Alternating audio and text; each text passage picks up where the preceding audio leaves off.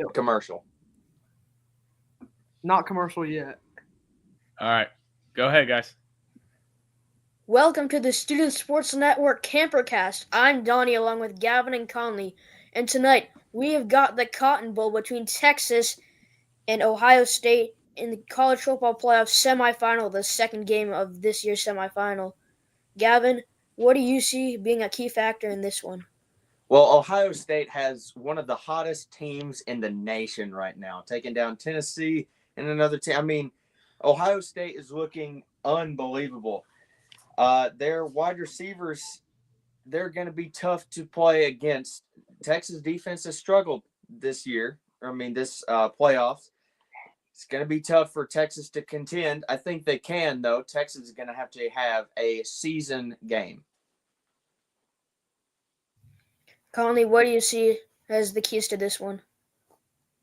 Yeah, I see for Texas, I see run first, as they always are.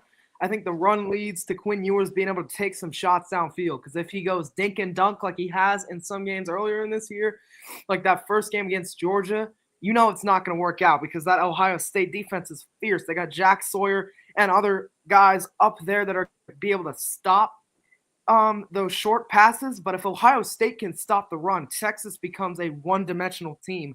So the key for them is to be able to run the ball.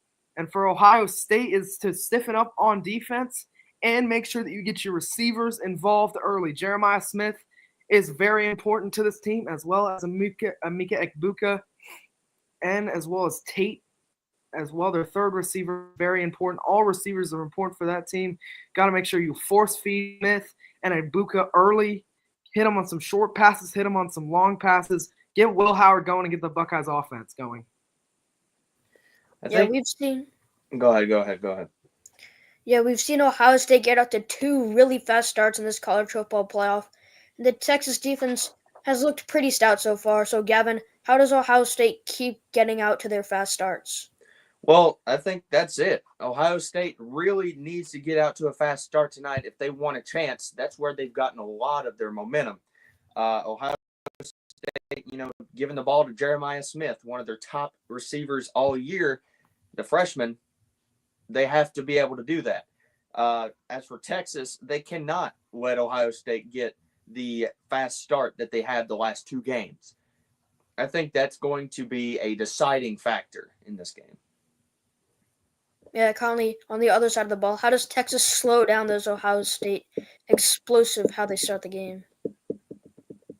I think what Texas needs to do is make sure you got deep coverage on those receivers, and also something that Texas does really well, and this is a weak point. This is a weak point for the Buckeyes. The offensive line, it's depleted. Although they played well against Oregon, Texas has got a really good pass rush. You need to rush the heck out of Will Howard if you're the Longhorns. Absolutely. The same thing goes for Ohio State. They have a good defensive line. The player that you need to worry about if you're the Texas offensive line, Jack Sawyer, number 33. He's had 7 sacks on the year. Jack Sawyer is an absolute unit at defensive end. So watch out for number 33 this game. I expect to have him having a big game, per usual. Do either of you guys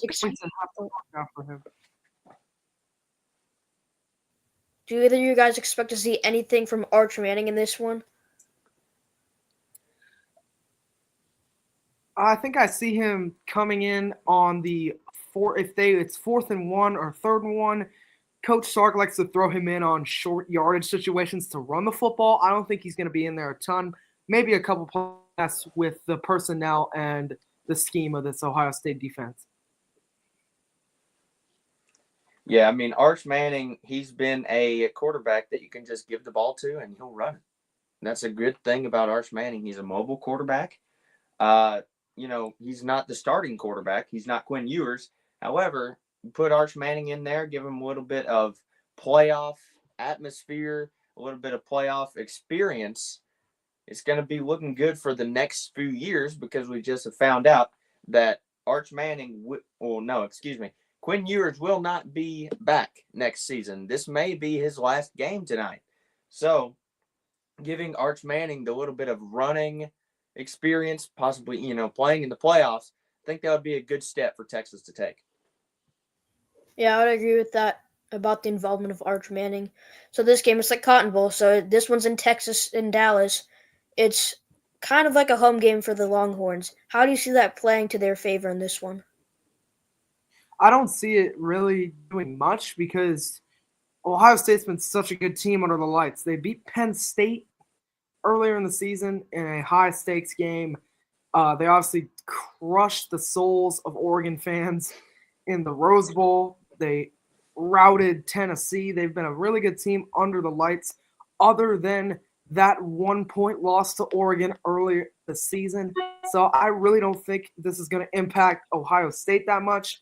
It might give Texas a little boost of confidence to be able to play close to the home, and we might see a couple more Texas fans than Buckeyes fans, but I really don't think it changes this game much because the Buckeyes were prepared for this from the beginning of the season. They know if they were going to be in this game, it was going to be in Texas. Yeah, I mean, Ohio State is a great team. They know that they can play to their highest potential regardless of where they're playing at, unless it's Michigan. But Ohio State has been a very well-rounded team all year, going to a hostile environment, basically Texas Stadium. I think they're going to be able to perform just as well. Yeah, we've seen both of these teams shine big under the lights. They both come in with 2 losses, but they both have 2 playoff wins so far, the 8 seed and the 5 seed in this one. Any other X factors you see making a big impact here?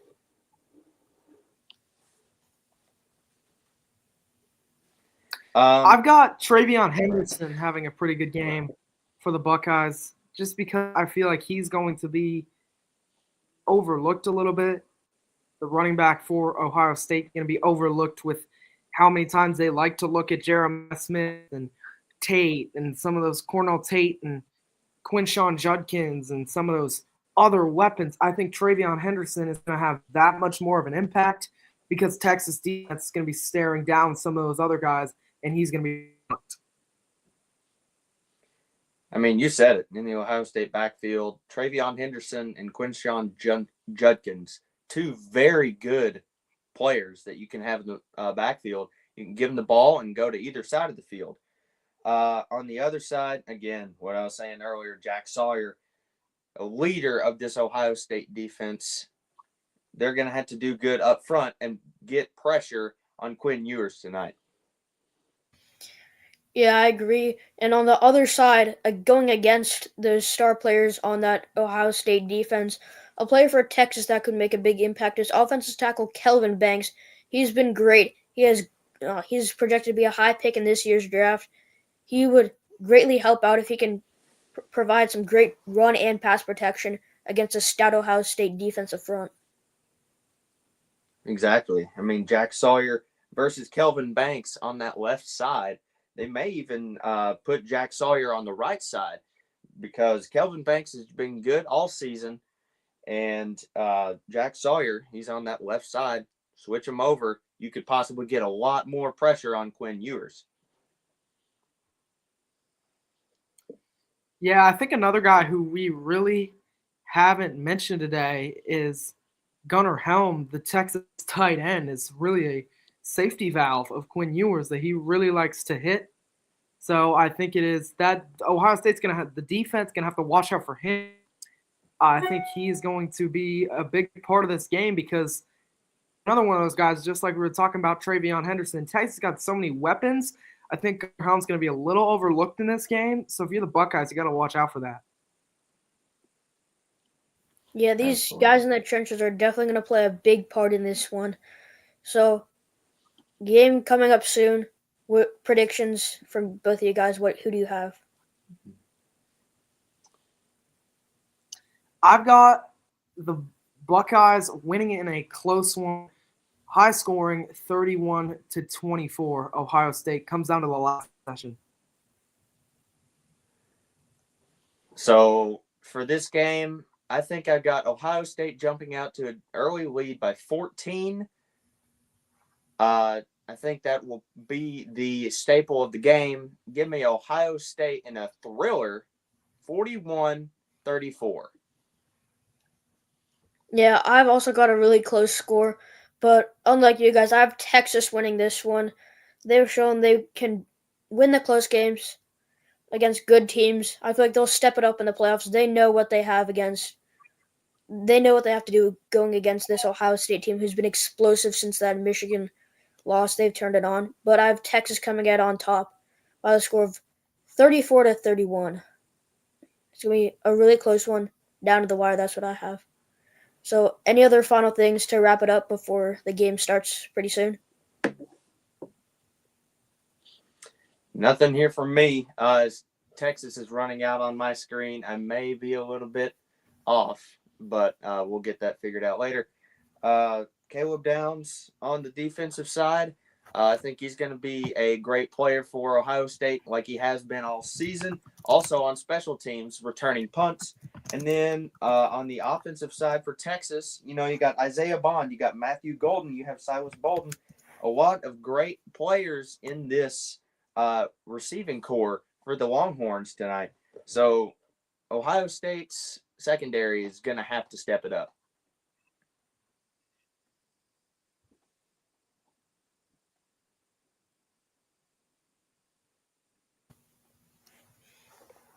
Did they just go back to the stadium for you guys? Yeah. Okay, so my event ended a while ago as soon as we started the pregame show. So now they're just now walking over the Cotton Bowl logo Texas is. And yeah, kickoff is wow, 2:30. you're way ahead of us. Texas just ran out of the tunnel for me. Oh my gosh. Okay, so I'm gonna stop. I have it on the command center. I'm gonna pause it. It's kickoff in 2:20. Okay. All right, I'm going to the command center because that's probably better. Yeah, because it'll have stats and everything. That's why I'm doing that. I'm on kickoff in 1:45. I paused it. They just did the coin flip. So I get to 1:45. 1:45. I don't know what I'm on because it'll take me forever to find the command center. It'll take me like 15 minutes. It's ESPNU. I'm on the regular. It's on 1:45, ESPNU? you said? Golly, that's a big coin.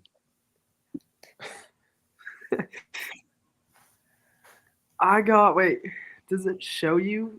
Does it show you when kickoff is? Yeah, it says kickoff in. I got kickoff I've got it in Kickoff. 2:20 right now. So all right, so 1:45. Get there. And then we'll all hit play. Yep.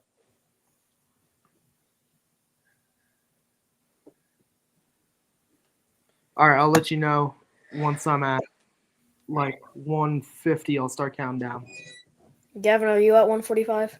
I am also at 1:45. Yep. All right. All right, 154, 153, 52, 51, 50, 49, 48, 47, 46, 45. Okay. All right. We're chilling. We're chilling. We should be good. I hope. All right. Yeah, 140. Should be. Yeah, should be is the key word there. Yeah. All right. I have no idea what happened in the coin toss. We'll see. And whoever won the coin toss deferred. Yep. All right. It's football time in Texas. Before the game starts, I gotta plug this charger in.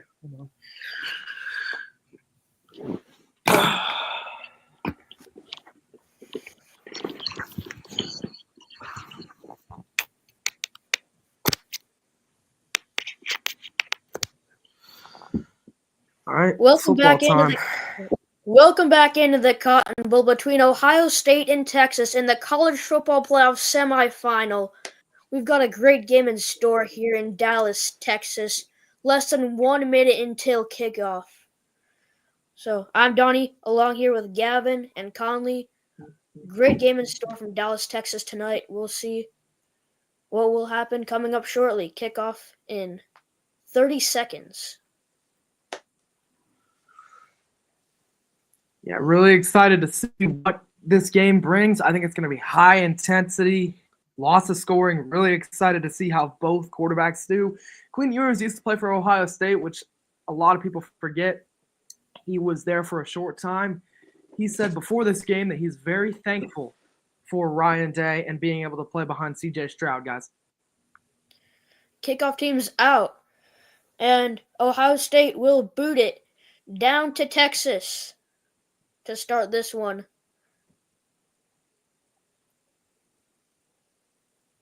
Hold on, just to make sure we haven't kicked off yet, right? No, not yet. Okay, good. Yeah, we haven't either. I was That like, scared hold on, me. Yeah, we're good. All right, here we go.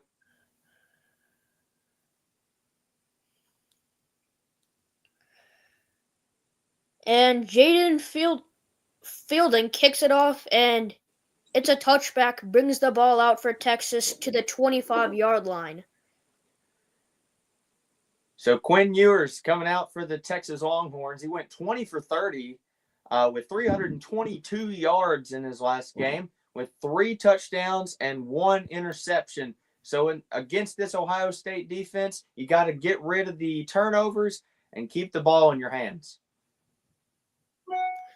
Yeah, the Texas offense coming out here for the first possession as Ohio State deferred their choice to the second half. This Texas, one man in the backfield behind Quinn Ewers, motioning a man across the line, keeps going, and it's play action. Ewers looks downfield, hits the screen out to Juan Davis for a short gain of around 4 yards up to the 29-yard line. Yeah, big play to Juan Davis, making it happen there for Texas. Just a really, again, what we said, we need to fast start for both teams is really important, and that is exactly what Texas is trying to do. Just hit a couple of these short passes, and then eventually I think we'll see a deep shot. Yeah, Texas, 1 man in the backfield again. They hand it off to Quintavion Wisner, and he picks up a medium gain to bring down a 3rd and short with 14 minutes and 10 seconds ticking left in the first quarter. It's not a bad run, just getting yards just straight down the middle. It's a good play there for Texas. 3rd and 2 for the Longhorns on their first possession of this Cotton Bowl. We'll see how they line up on this crucial play early in this one. Coach Sark giving the play 8 total yards so far for the Longhorns. As this is a big play here. Ewers under center, 2 guys in the backfield. As they fake the handoff, Ewers looking deep, and he picks up a sizable gain to the Ohio State 45-yard line. What a really big throw by Matthew Ewers. Golden.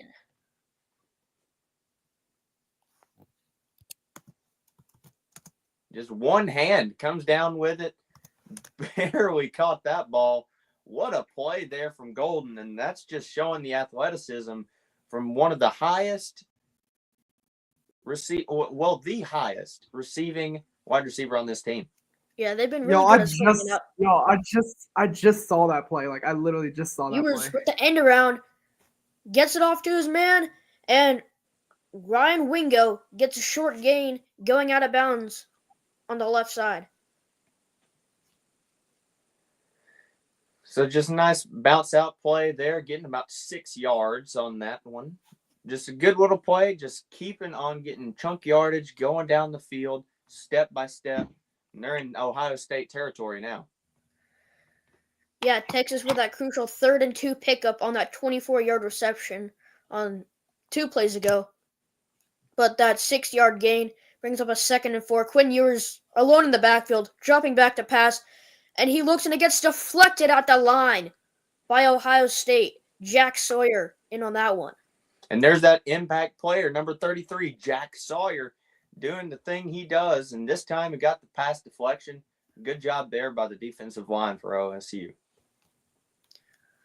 Yeah, just Ewers had nowhere to go with that. Just swatted down by the big 33 in there. As another third for Juan Davis, and he swatted it down.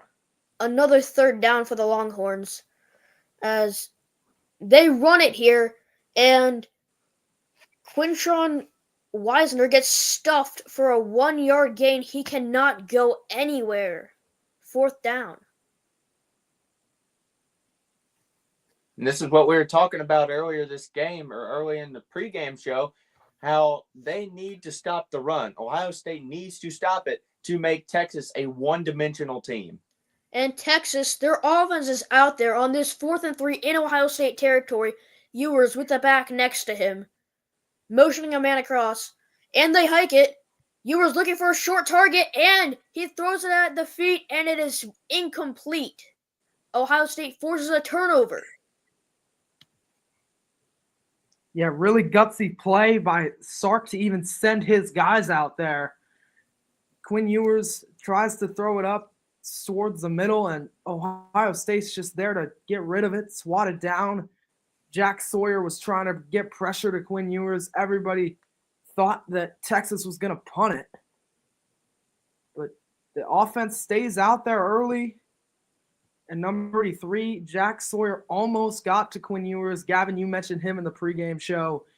He makes a good play there to put the pressure on Quinn Ewers, and you can see Ryan Day is hyped up, and this team has got a little bit of energy after that stop. And I can see where Texas is going with that play, just trying to get a little bit of a momentum, but they know that Ohio State is one of the hottest teams in college football right now, and that's a huge stop for the Buckeyes. Yeah, I really think that could have been a completed pass, but Quinn Ewers put it way too low. First receiver DeAndre Moore Jr. to have a chance at catching that. That would have been an amazing catch because that was thrown basically at his feet or like less than that. So if Ewers put that ball on target for his receiver, there's a pretty good chance he would have caught that and given them a first down. Yeah, I think it's just because, like I mentioned earlier, I think it's Jack Sawyer on that play, brought pressure and almost got Quinn Ewers down. He felt like he needed to throw it, and he was inaccurate because of the pressure that Sawyer and company brought to him. Yeah, we saw Texas get into Ohio State territory, but their offense didn't look too good outside of that 24-yard reception. What else can they do to try to put some points on the board here? Well, Texas, I think they just need to keep on doing what they're doing. They can't get stopped. They have to keep taking their steps, get about 5 yards each play. That's going to get you first downs. Okay, and you got 4 chances. They couldn't do it that time. Texas is going to have to find and make an adjustment, be able to run the football a little bit more effectively or something. They came out and throwing the football a lot more, but this time they got stuffed whenever they needed to run it. Yeah, I think Coach Sark also can't be too risky because I'm not too sure if that was the right call to have his guys out there this early on a 4th and not super duper short and give Ohio State the ball with better field position than they could have had if they punted. 4th and 4, 4th and 3. Yeah, not a good decision there early, and now better field position for the Bucks and Will Howard here. Yeah, Will Howard leads his guys onto the field, taking over on their own 45-yard line. 1st and 10 for the Buckeyes. Excuse me, around their own 35-yard line. Hands it off to the back, and he makes the truck. Quinshon Judkins gets a decent gain for about 5 yards. I mean, that was a really good play there from Ohio State. The stiff arm proved to be very effective on that one. Play action, and that one gets stuffed immediately right at the line. Quinshon Judkins going nowhere. He does get 2 yards, squeezes for a 3rd and 3 up the middle. Yeah, right now we're seeing Quinshon Judkins' ability to at least stay up and make something into nothing there. Yeah, 3rd and 3, 10 minutes, 55 seconds left in the first quarter of the Goodyear Cotton Bowl Classic. Ohio State's first drive. Will Howard motioning a man across. 1 man in the backfield with him. 4 wide. He drops back, looking for a receiver down to the sideline. Emeka Ibuka hauls it in for the first down, shy of the 50-yard line.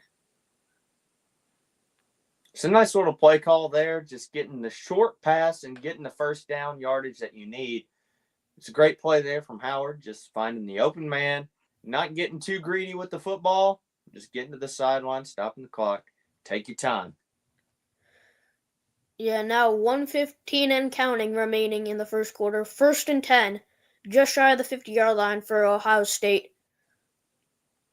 And play action, looking for Jeremiah Smith downfield, and Carnell Tate, and he holds it in for another first down for the Buckeyes. And that one looked like it was almost intercepted. Got some good coverage by Texas, but Will Howard just found the hole and delivered it to Carnell Tate for the gain. Trey Moore looked like he had a couple fingers on that one, but it was completed nonetheless. 9 minutes and 30 seconds counting. Howard drops back, looking across the field, takes a deep shot for Jeremiah Smith, and it falls incomplete. Down at the goal line, cannot connect. Yeah, Howard unleashing there. We talked earlier about short passes and then opening up the deep passing game, and that looks like what Ohio State's trying to do there by taking that shot near the goal line to Smith. 2nd and 10 for the Buckeyes. Will Smith with Judkins with him in the backfield. 4 out wide. Howard moving under center, moves back. Corners moving around, and they hand it off to Quinshon Judkins, and he squirts forwards for a decent-sized gain of around 4 yards, 3rd and 6. Again, just a nice little play, getting a couple yards on that one. Good job there by Ohio State. It wasn't a big run, but it gets you closer to the first down marker. Yeah, any yardage forwards is good yardage for the Buckeyes right now. 3rd and 6, under 9 minutes to go in the first quarter. Will Howard alone in the backfield, moving a guy next to him. And Howard drops back, looking across the field, finds Emeka Ibuka over the middle of the field for a first down. Yeah, Howard again just staying patient, finding another one of those medium to short passes. Emeka Egbuka, he is a strong receiver. He's going to be able to catch that every single time. Yeah, he's just wide open there. Good play. 11 yards for the first down for Ibuka. As now Ohio State driving in the backfield with Howard. And another pass over the middle of the field right to Emeka Ibuka once again down to the Texas 9-yard line. Ohio State is just tearing up the middle of this Texas Longhorns defense, and it's showing already deep in Texas territory. It's not looking good for the Texas defense. They have to make an adjustment here. Yeah, now they've got their 13th defender at the back of the end zone as the Buckeyes have 1st and goal with 7 minutes, 37 seconds left in the first quarter. As Howard, play action, he finds a man in the end zone, but it bounces right off of his hands. Carnell Tate does not haul that one in. Yeah, Howard again, just going for one of those short passes. I think that's one that Carnell Tate definitely should have caught there, and Ohio State could have had their first touchdown. Very close, but no cigar there. It's just a pass that you should have caught right in the hands, and it's just batted down. Will Howard under center on this 2nd and goal from the 9-yard line, motioning a man across. And they hand it off to Quinshon Judkins, and he powers through the Texas defense. Touchdown, Buckeyes! What a play there, just straight down the middle. Judkins showing the athleticism, 8-yard touchdown run straight up the middle. Yeah, no one's stopping him. Another nice play for the Buckeyes. He just runs right through the defense. And it looks like he got in before the knee was down. Not easily, but he did get across. Now out for the That's extra another thing point we is... alluded to was Jaden Fielding out for the extra point, and it is true, making the score 7-0. Ohio State over Texas with 7 minutes 24 seconds remaining in the first quarter of the college football playoff semifinal at the Goodyear Cotton Bowl Classic. All right, can we take a break? I think I'm like 3 seconds behind Donnie right now. Yo, I'm like 10 seconds behind. You're announcing the plays and then I'm seeing them after. It's so weird. Yeah. All right. Okay. How should we So sync up? we're on commercial break. Okay. All right. So I'm the one behind. So as soon as what ad are you guys seeing right now? An AT&T ad. I'm not seeing it. I'm seeing a college football playoff ad. All right. Okay. We have different ads. It's hard to like sync up. We 'cause- have different ads. Yeah, because it's the local station's ads. Oh, it was a college football playoff / AT&T ad. Yeah. Okay. Yeah, now it's a Now Modelo. it's Popeyes or something, I think. It's a Modelo. The old granny in the yellow sweatshirt. Yeah, it's Popeyes. Nope. Yep, it's Popeyes. Love that chicken from Popeyes. Yeah. All right, Gavin, Now if it's you a- see a Modelo ad, pause it at the end. I haven't seen a Modelo ad. I'm seeing a Oh. freaking. No, we don't I'm have seeing the red. same ads. That's The the mo- problem. No, I just had a Modelo. Yeah, I don't see one. I don't see a Modelo ad. I got built premium basics. It's hard to sync. don't It's even really know hard to what this sync up ad because is. mine. How about It's I just mine. pause I right just when gotta- they switch? I pause right when they switch back to the game, and then Yeah, Gavin both of pauses you when- pause it when it's. Yeah, Yes, both I of you just pause did when it Popeyes switches right jingle. back to the game. Yeah, and then That's what we do Conley, on you can commercial. say when we should unpause. Okay. Sorry, I my got a Hims TV commercial like now. it keeps shutting down. I don't know what's going on. It's like being really, really weird. It's good because we have the ad breaks to like resync back up. The problem is if I don't have sound on my TV, it'll shut down like every 30 minutes. Okay, So that's what's now I gonna got happen. Joe Buck and Aikman on here. I don't got anything. I got Taco Bell. your commercial break. We'll be right back. Yeah, Monday Night Football. I just I'm got back. back. 7:24. Just got back. Yeah, so Conley say just I'm like not back. you can't count down, so just say like play. Back. We're back. We're back. Okay. All right, I just unpaused. It's showing the Tennessee Ohio State game right now. Yeah. And then Yeah, Oregon. I'm now. at Ohio State, Oregon. Yeah. Okay, yeah. Honestly, Oregon. Yeah, All we're right, chilling. I'm I think restarting. we're chilling.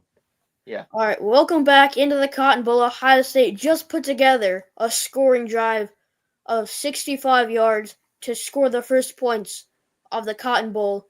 What did you guys see that was strong from Ohio State there? Yeah, I saw really good running from Quinshon Judkins, which I think was the key.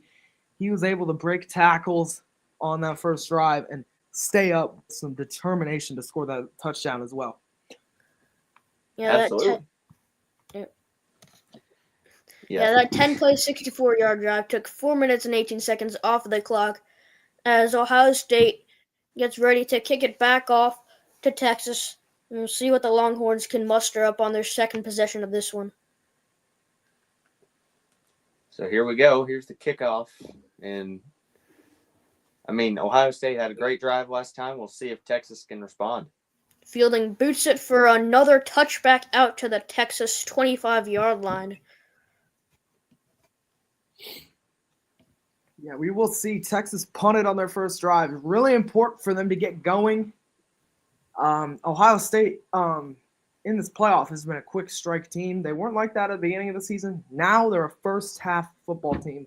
It was really important for them to score first. So now we'll see how Texas responds. Yeah, what will Coach Sark dial up for his quarterback Quinn Ewers and what could be his final college game as him and his Longhorns take the field? He's in the backfield with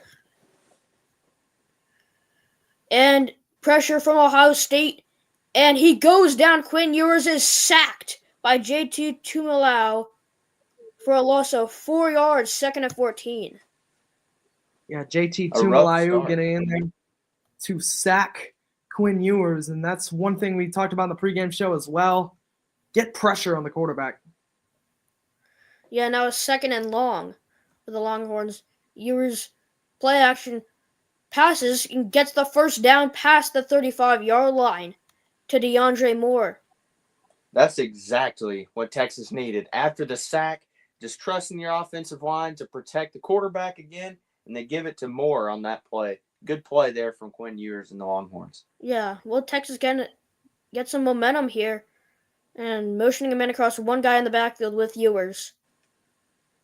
And a short pass out to Ryan Wingo. He breaks a tackle, and he makes another man miss, and he gets eaten up by the turf monster. Falls for a good chunk yardage, 22 yards. Yeah, that's a good play for Quinn Ewers, just surveying the field and then finding his guy. And Wingo does the rest. A short throw to Wingo, who does the rest. Unfortunately, gets tripped up, and that's the first tackle there that trips him up. A little bit of a shoestring. He wasn't able to keep his momentum going. Yeah, Quintravion Wisner in the backfield, and that one does not go anywhere. Incomplete to the back. Yeah, again, Ohio State doing a great job getting into the backfield. Great pressure there from the Buckeyes and just making the incomplete pass happen. You saw Quinn Ewers. He had a little bit of panic on his face, but he got the ball away, but not to be a complete pass. Yeah, the pressure for Ohio State messing with Ewers. Jaden Blue in the backfield, and he gets the carry, makes a move, gets towards the sideline, and makes a 3-yard gain. Yeah, really important there to, again, as we alluded to in the pregame show, run the football. That'll open up passing lanes for Quinn Ewers, and Jaden Blue gets him started there. 3-yard gain. Yeah, now 3rd and 6 for the Longhorns. And Ewers with Wisner next to him in the backfield. Man motions across, and a flag is down. The Ohio State looks to be happy with this one. False start on the offense, backing up the Longhorns for a 3rd and 11. Yeah, that's something Sark wants this team to clean up. Penalties is something that can really plague this Texas team. Saw it in the SEC championship, and hopefully we don't see it again for their sake tonight with all the penalties. Yeah, Ewers once again with Wisner to his side, moving a guy across. Pressure coming, and he gets swallowed up once again. The 2nd sack of the drive for JT Tumilau.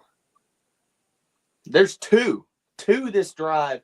Tumilau getting into the backfield. He's going to be an impact player along with Jack Sawyer. It's looking like a nightmare for Texas in the backfield.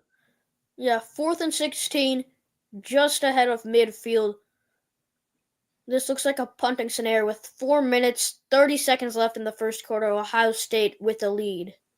As the punt team is shown, and they boot it away. Michael Kern and Ohio State fair catch inside of the 10-yard line. Ohio State will get the ball on their own 8. 4:19 left to go in the first quarter. Not looking good for Texas so far. This will be Ohio State's 2nd possession. They've already scored 1. We'll see if they can do it again. Dupixent. Here, let me fix something while we're in the commercial breaks. TV won't shut down again. I'm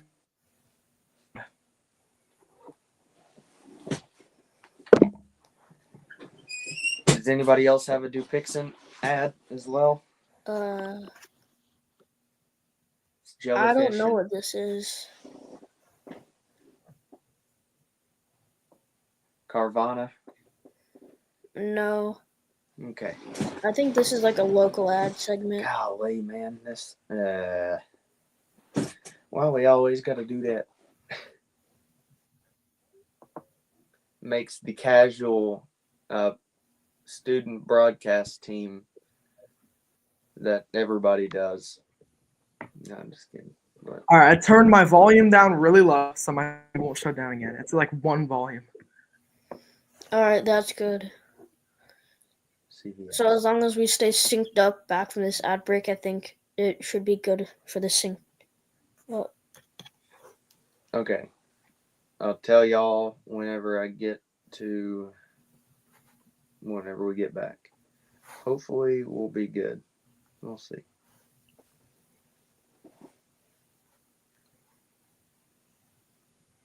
No, would you look at that? Donnie, you're still doing play-by-play to the end of the first quarter, right? and then 5 minutes And in. then 5 minutes, yep. And then you got it, Conley. Okay. And then yeah. And then I'm the Jonah's watching the Instagram live. He is? Yeah. No, what's up? Go Packers, baby.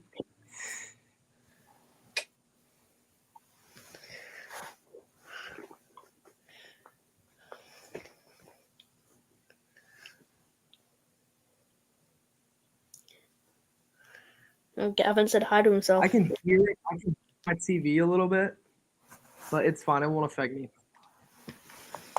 It's just as long as my TV doesn't shut down, that's better than hearing. It's better than it shutting down. Because I need to hear it for flags, anyways, and all that stuff. Conley, you made All right, we're Jonah back. leave. All right, we're back. all right, completed catch. And then throw. Ohio State. Catch. Okay. They've been dominant on offense so far in this one with a 7-0 lead over Texas in this Goodyear Cotton Bowl Classic. 4 minutes, 19 seconds left in the first quarter, and Ohio State gets the ball back here on their own 8-yard line after a Texas punt. Will Howard dropped back 6 times on that first drive, and he wasn't pressured a single time. In the I formation, Howard, play action, he gets it out to his receiver. He makes a move on the first guy, and he gets tackled right past the line of scrimmage for a short gain. That's Jeremiah Smith, folks. I mean, I thought he was going to tackle for a loss. Shakes and bakes a guy and gets like 3 or 4 out of that. Really good job there by Jeremiah to get even positive yardage. Yeah, 1 man in the backfield for Ohio State with Will Howard. And he snaps it, dropping back, looking to throw, hits a man short, and it looks like Emeka Egbuka picks up a solid gain up the middle of the field for a first down. Well, that one was Carnell Tate straight over the middle. And great play by Ohio State there, just the slant. And then the curl right off the slant, just straight across the middle, taking his check down and getting the first down. Yeah, first down with just over 3 minutes left. Will Howard looking to pass, but no one open. He's moving out to his right, and he makes a move and gets to 2-yard gain before scooting out of bounds.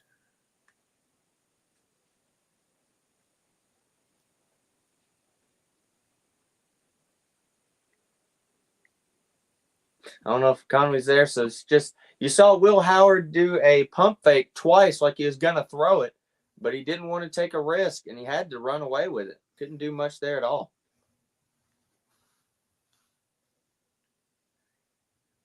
Yeah, now in the backfield, Travion Henderson, the second of the 2 great running backs for Ohio State, with Will Howard for the 2nd and 8.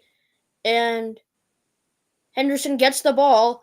He makes a move on the first guy. First down, just outruns the guy, and he gets pushed out of bounds shy of the 50-yard line, 22-yard gain for Henderson. Yeah, we talked about Travion Henderson in the pregame show. He's going to be a big impact, and we saw him on his first touch of the game get 20-plus yards, make a couple guys miss, making the Texas defense look like elementary schoolers. Watch the block, too, from Quinshawn Judkins. Really good play there overall by Ohio State. Yeah, no one in the backfield for this one. As Travion Henderson, he's been dominant. Howard, look for a guy short. Now scanning downfield, he hits his man for a first down into deep traffic. and that is G. Scott Jr. for the first down reception. Wow, what a throw there from Will Howard, just threading the needle as much as you can thread the needle. Straight over the middle to G. Scott. I mean, what a throw, just straight through the middle of the Texas defense. I'm surprised that was even caught. That was a great throw there from number 18 in red. Yeah, now Trevion Henderson in the backfield once again, looking to get him more involved towards the end of this first quarter with 1 minute remaining. And he gets the ball and is stuffed at the line of scrimmage, pushed back by that stout defensive front. Yeah, another really good play for Texas's defense. Something they needed there. Travion Henderson with the first 22-yard gain. He gets stuffed. There is a flag, so we'll see what that ends up being. Yeah, there is a flag. So with 47 seconds left in the first quarter of this Cotton Bowl as Henderson goes off the field, it's unsportsmanlike conduct on the offense. So that sets up now a 2nd and 24 for that 15-yard penalty on the Buckeyes. Oh, Henderson just punches the guy in the face. Yeah, that's a little something that just can't happen in a game like this.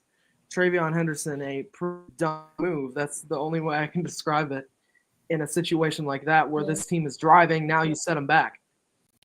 Texas defender probably has some choice words for him, but now that act sets them back to a 2nd and 24. And Quinshon Judkins back in the backfield in the eye for Will Howard. Howard looking to run himself, and he gets tackled in the backfield, 2-yard loss. 3rd down and 26. And that one would have looked like it would have been better if they just gave it to Judkins on that run, like it usually would be, trying to catch the Texas defense off guard. They almost did, but great job of correcting there to the quarterback run.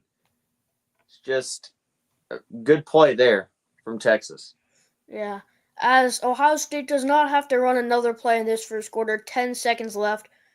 They send their offense out there, but it looks like they'll run this down, and Ryan Day will consider what play to run on the 3rd and 26. Oh, they snap it. And a short pass out to the back, and he gets across the 50-yard line as Quinshon Judkins gets a short gain to end the first quarter. Yeah, it looks like we'll see a punt to start this second quarter, which is interesting. Don't see a lot of punts start in the quarters. Yeah. If you were the coach there, what would you have done? Would you have let the quarter run out and choose a good play for a 3rd and 26, or just get another play out before the quarter ends? I think I would have probably waited. Just strategy-wise, probably would have waited in a situation like that. Just so you have a little more time to think, what are we going to do, especially because, you had a lot of yardage to pick up. Yeah, and Ohio State's capable of getting that yardage in one play. And the quarter break is kind of like a free timeout if Ryan Day wanted to utilize it like that. But it looks like they'll punt on return. All right. All right, so I have 5 minutes left. And then in the quarter break. Y'all seeing a college football? Are you seeing a college football bracket ad? No, I'm seeing a weightlifter. Jay Jetta's on here. This is Effortless Powers advertising Apple, the MacBook Pro. I may be giving away my location by telling people what my my ads are. But I don't know. I don't care. No one cares where you. I promise you. They might be able to guess, but they may be wrong. Conley, did you hear that I said that Jonah left because he said "Go Packers"? Yeah, I knew that happened. He'll be back. He'll be back. Sorry, everybody, for losing a viewer. My bad, Zeke. I'm not sure if Zeke Let's is see how listening late right now this because is. the score on the bottom isn't updated. Oh yeah, he's got a fantasy draft, boy. All right, now I got a college football bracket ad. I'm Now getting I got some. ESPN. Your event is in commercial break. We will be right back. I'm excited to see how they come out, how Ohio or Texas comes out in the break because they have done much of nothing, honestly, to Yeah, they start haven't this done much at all. game. Yeah, they need to get something going quick. They were able to do they could put together some decent enough offense against Arizona State, but Ohio State's like a different caliber of team. Yeah, definitely. And All right, we're back. Arizona State's from the Big 12, Ohio State's from the Big 10. Okay, I'm back. Oh, okay. Um, Did you just get back? Yeah. You just got back? Hold on. So they're about to punt. Yeah. Yeah. Yeah. Wait. And hold on. I'm going to say when the snap is. Ohio State lining up to punt it to start this second quarter. And the punt is off from Joe McGuire. And Texas takes it at the 10, trying to return it here. He hits the outside. Oh, and he drops the ball, but he picks it right back up. Silas Bolden fumbles it, but recovers it himself. That might be mean, the luckiest wow. break I have seen. I mean, What a took a bounce. perfect bounce. Oh, my That was gosh. He took Crazy the bounce. perfect angle. I mean, it looked like it was going to be a huge return. All of a sudden, the ball's out. Yeah. 92 just gets his for arm the in there. Buckeyes. Just Flying in hits there. the ball. Just the ball. Doesn't get his arm. And then it bounces right back to him somehow. I've never seen something like that from a punt return. As Texas lucky to retain the ball. As Quintravion Wisner, the back of Quinn Ewers. He gets the handoff, but is tripped up right away and can't get his momentum going once again, and is taken down for a loss of a yard. I mean, Ohio State just took that momentum, and they went, nope, we're going to turn it right back around. Good job there by Ohio State's defense. Yeah, stout Say when play. the snap is. A stout play to start the quarter from Ohio State as Ewers motions the running back out, and he completes the short pass to the back, and Jaden Blue gets a short yardage gain up to the 30-yard line, but flags are out on the field.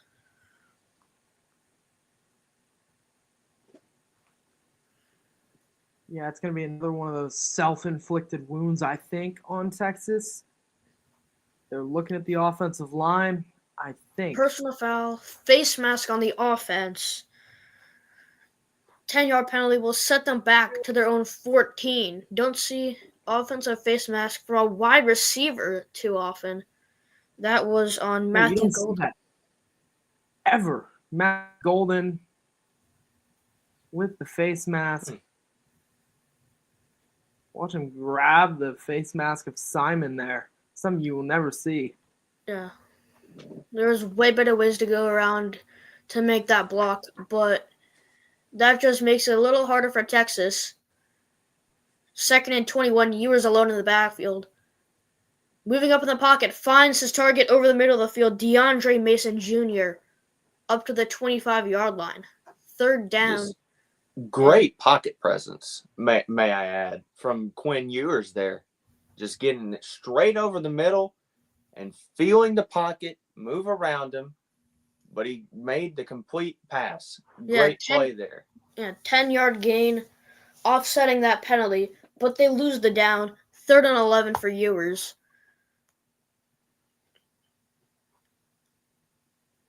And dropping back once again, has to move up in the pocket, but can't move up fast enough, and the ball pops out. But it looks like Texas does recover for a loss, but it still brings up 4th down. Texas's offense cannot mount anything. Yeah, another fumble that Texas picks up. That's the second in the second quarter. We're barely started the quarter, and we got 2 Texas fumbles. And that shows you how well this Ohio State team is playing on both defense and special teams. They're already up 7-0, looking to extend the lead, but with another good break, Ryan Day's pumped up, and now punt is up, and it is going to be returned by Ohio State from their own 35, and he's going nowhere. Emeka Ibuka shut down on the return right away, gets only a yard. Ohio State will take over around their own 35-yard line.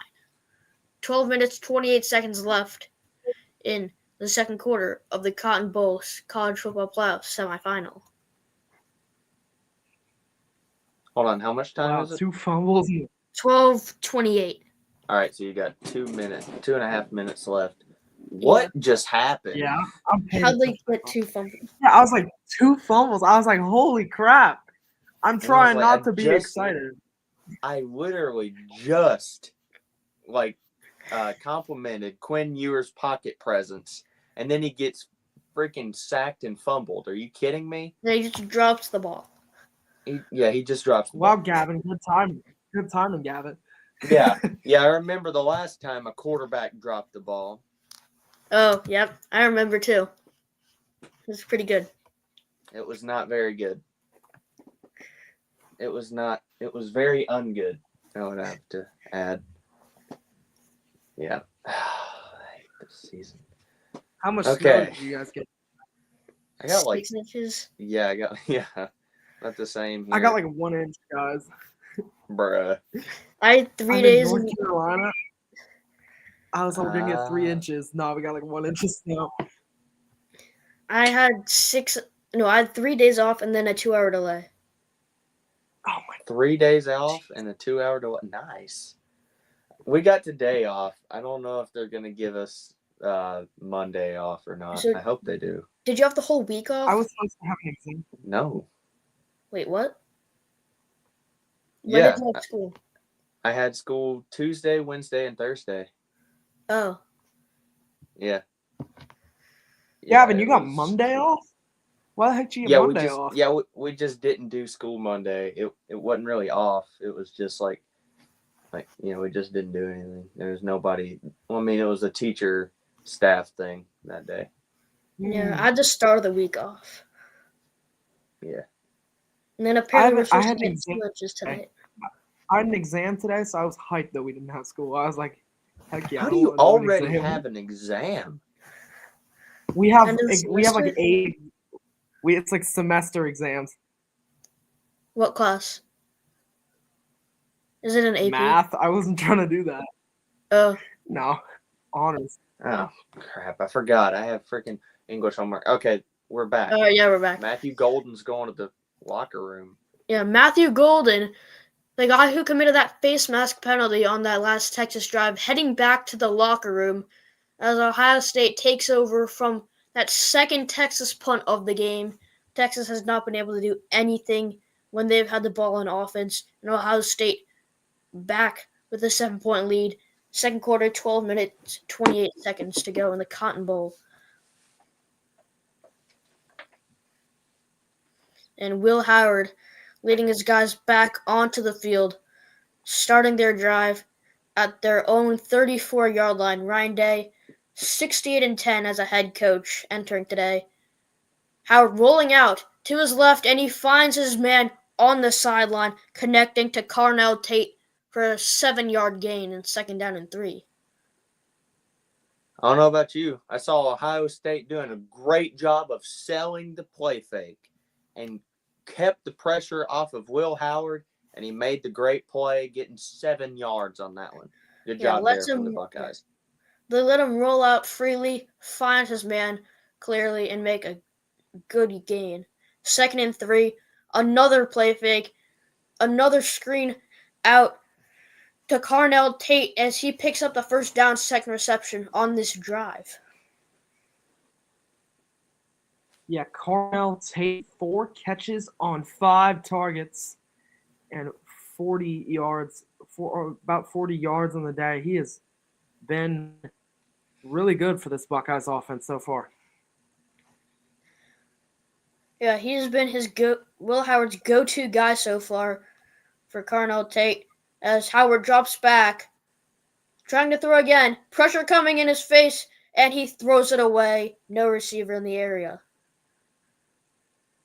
It's just a good job there by the defensive line from Texas, putting pressure on the quarterback and making him throw it away just barely in the pocket. And if you look closer, it looks like Will Howard has some sort of welt on his left hand from maybe like falling on his onto knuckle. a player or something. On his knuckle. Wow. Yeah, I wonder Oof. if that affects his throwing in any way. And Howard moving guys around once again. Short pass out to Jeremiah Smith, and he gets a 1-yard gain, but a flag is out on the field as. And if that isn't holding, I don't know what is. Yeah, Smith goes out to the sideline. As we'll get Looks like the holding. call from the refs. But it looks like it will be holding as Ohio State is backing up. Yes, holding. Goodness gracious, the that offense. was. You guys alluded to the welt.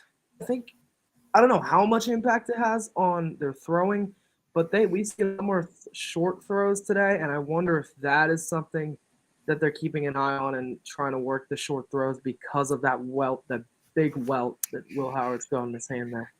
The good thing is that it's on his left hand for Ohio State fans. It's on his left hand. He's a right-handed quarterback. So we'll see if it has any effect on his throwing. I think it may have just popped up, but we'll see. Yeah, this brings up a 2nd and 20 following the holding. Under 11 minutes left in the second quarter. Will Howard drops back, looking over the middle of the field. Emeka Ibuka. Nope, that's Will Carmiak. Short for a decent gain to the tight end. Kakmarek. Will Just a Kakmarek. good job there. Just a good job yet again from the Buckeyes. Getting the short yardage play that looked like it would have been short yardage, but he gets some more yards. So now, instead of 3rd and very long, it's 3rd and just a little bit shorter, 3rd and 8. Manageable for this Buckeyes offense. Conley, this will be my last play, and then you'll take over. 3rd and 8 for the Buckeyes. 10 minutes, 10 seconds left in the second quarter. Will Howard dropping back. Pressure coming, and he looks to the receiver. Emeka Ibuka cannot grab that one. 4th and 8 for the Buckeyes off of the receiver's hands. Wow, really tight coverage by Muhammad, who had the pick to seal it for Texas against Arizona State, makes another big play to draw that one loose. I'll just do the Now punt, and then you can. Okay. Yeah, and then you can just start fresh on the next drive, if that's good. Yeah, because we still got 4 That's probably seconds better. left. I need Your my 4 full seconds of 20 fame. minutes. As Joe McGuire out for the Ohio State punt, 2nd of the game, as he sends this one away. And a good bounce as it rolls right inside of the 10-yard line, taking some big bounces. Texas will get the ball after this break on their own 9-yard line.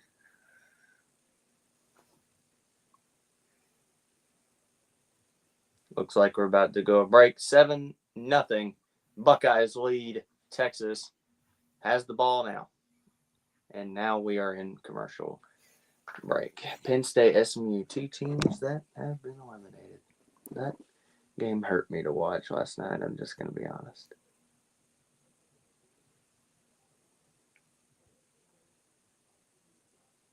Apparently, Carson Beck is getting $4 million to go to Miami. Oh, my gosh. No wonder he went to Miami. That's yeah, no wonder he gets to be with his girlfriend. Yeah. I would have. I mean, no wonder he didn't go to the draft. He needs $4 million to play one more season. Yeah, he should just make the most of what he can do his first year. Yeah, he's not going to do much in the NFL, I don't really think. Yeah. He should better just start retire. Putting all that money into a savings account. He's not going to do anything in the NFL. I don't think. He turns the ball. I think Will Howard, the way he's been playing, might be able to. I mean, he'll probably go in like the 6th round, but yeah, he's been playing well. The 6th round. Quinn Ewers might end up going to late first round now. I thought he'd go second or third, but he's been playing well. Not tonight. Might hurt his draft stock a little bit, but there's a lot of people like Rams fans want him to go there. Jets fans want him to go there. I don't know why. How many teams actually need quarterbacks this year? Raiders, Titans, Browns. The Titans Seahawks need use everything. one. No, I want Seahawks- Geno. I want Geno. I just got his jersey. I don't want to have to not use it anymore. You can still wear it, Yeah. even if it's the backup. They need a better backup. Like, they need to get somebody in the 6th or 7th round. Sam Howell will not do it for them, bro. Yeah. All right, we're about to be back, I think. Yeah, I'm seeing had the Australian same commercial. Open right now. Had the same commercial twice in a row. Not an actual Kelsey, brother. I'm seeing Australian Open. I'm seeing a Kia ad. I'm missing Kia. Hey, All right, here we go. The I think Australian- we're All back. right, yeah, we're back. Back. we are back. Probably. 9:52 to go in the second quarter. A start of a new drive for Texas. And they need to get something going, guys, to start this next drive. It's been punt, punt, punt, and punt galore to start this game for Texas. 9:52 to go. Ewers fakes the handoff. Actually, it is a hand. It looked like he was faking it and throwing it left, but it ends up being a handoff, and it's going to get them 6 or 7 yards. A good play to start for Sark as Wisner gets the 7-yard carry, 2nd and 3. Yeah, Ewers. Texas just needs to take what's coming in for them. The short gains, any yardage is good for them right now. Ewers waiting. Hands off. Wisner again. Trying to get as much as he can. He picks up the first down, and the Longhorns churning and going with the run game to start this drive. Finally, that's what they needed. The Longhorns, before this drive, had -5 rushing yards. But now, Texas looks like a whole new running team. Wisner once again in the backfield. Man in motion is Helm. Ewers fakes the handoff to Wisner. Ewers, pressure coming over the middle. What a catch! Oh my goodness, a hard hit, but a really good catch by the aforementioned Gunnar Helm. Did he hang on to it? I don't think so, actually. It looked like he had caught it, but he is not able to hang on way down, guys. Yeah, really hard hit from the defensive back in there. Just, it's hard for anyone to hold on to that ball midair, especially when you're not seeing that. Steve Sarkisian wants that to be targeting. Yeah, you can see Sark saying it's targeting. He's making a valid argument. 2nd and 10, 7 on the play clock, 8:35 to go in this game. He was winding it down, and it appears we'll get Sarkisian's first timeout. As they like to Of say, this yelling half. always will help you in an argument. It doesn't, but Sark looked very angry on that play there. Yeah, still Yeah, lobbying that's- for his case. Yeah, it's a valid argument, I think. I mean, it was a really hard hit. Gunnar Helm had the football to the very end until he hit the ground, but glad to see he's okay after taking a hit like that.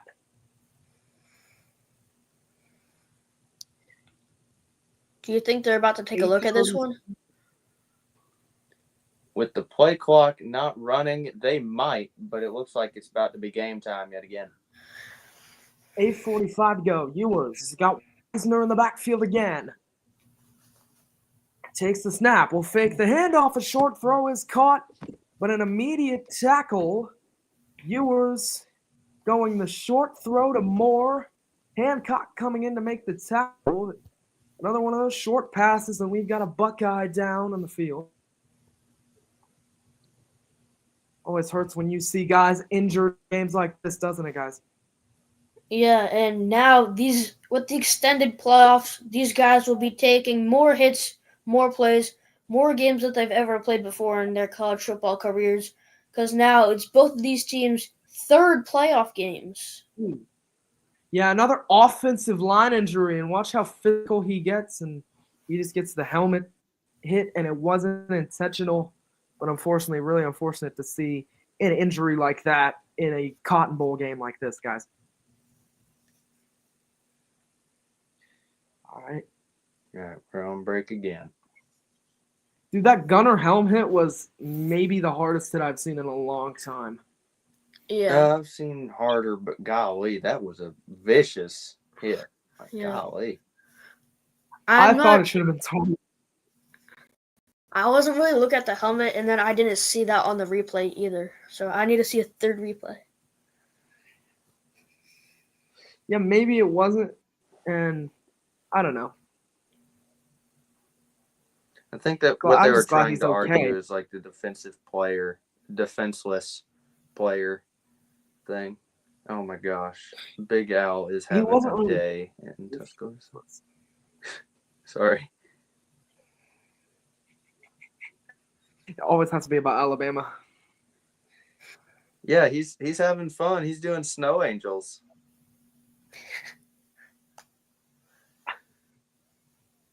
Michigan and Ohio State don't got a mascot. Oh, Ohio State does, obviously. Michigan doesn't.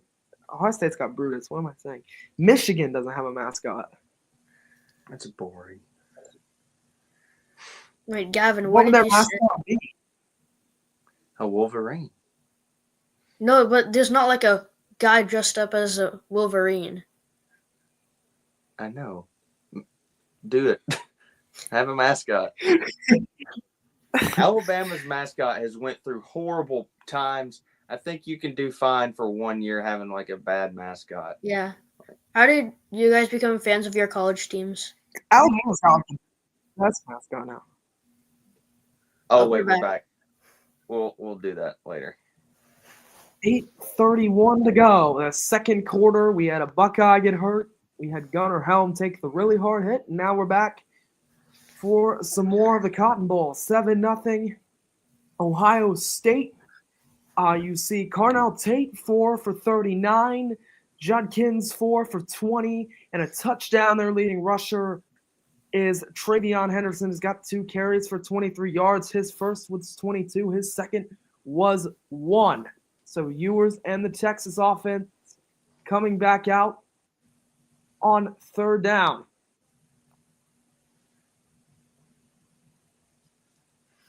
Yeah, this is another crucial play for Texas. They need to get something going on offense. Like, at this point, Ewers.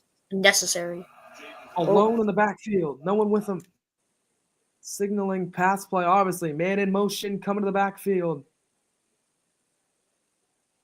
Is Wisner. Ewers, a quick throw, incomplete. He couldn't place it in the right spot, and Texas once again will have to punt. On, I believe that was 4th and 8. Not able to get the job done. Good coverage, and once again yelling to state his case, guys. It looked like holding on that play, and I can see where Coach Sarkisian was trying to make that argument.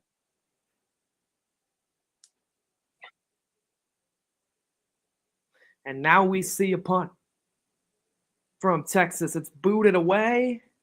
It is a decent punt, fair catch at about the 33-yard line for Ohio State. So Will Howard's Buckeye will come up in a low-scoring affair, 7-0, 8:07 to go.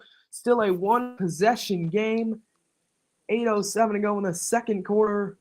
Buckeyes with another drive.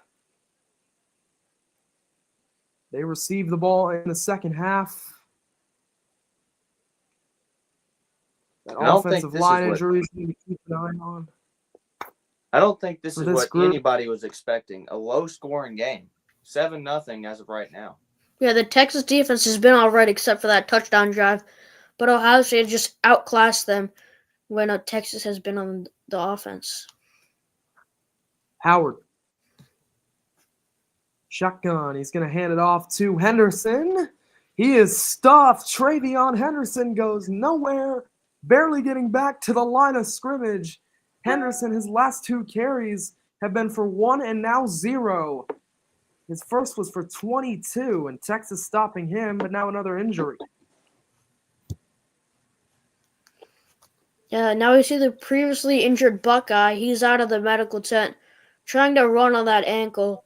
Looks like he might be good to go back in the next series. Yeah, that is big for the Buckeyes. They have a depleted offensive line. They'll take any help they can get. 44, that offensive line getting ready to go. Or of that defensive line, JT Tumalayu has 2 sacks today, running it out. He was injured. Now a Texas defensive player injured.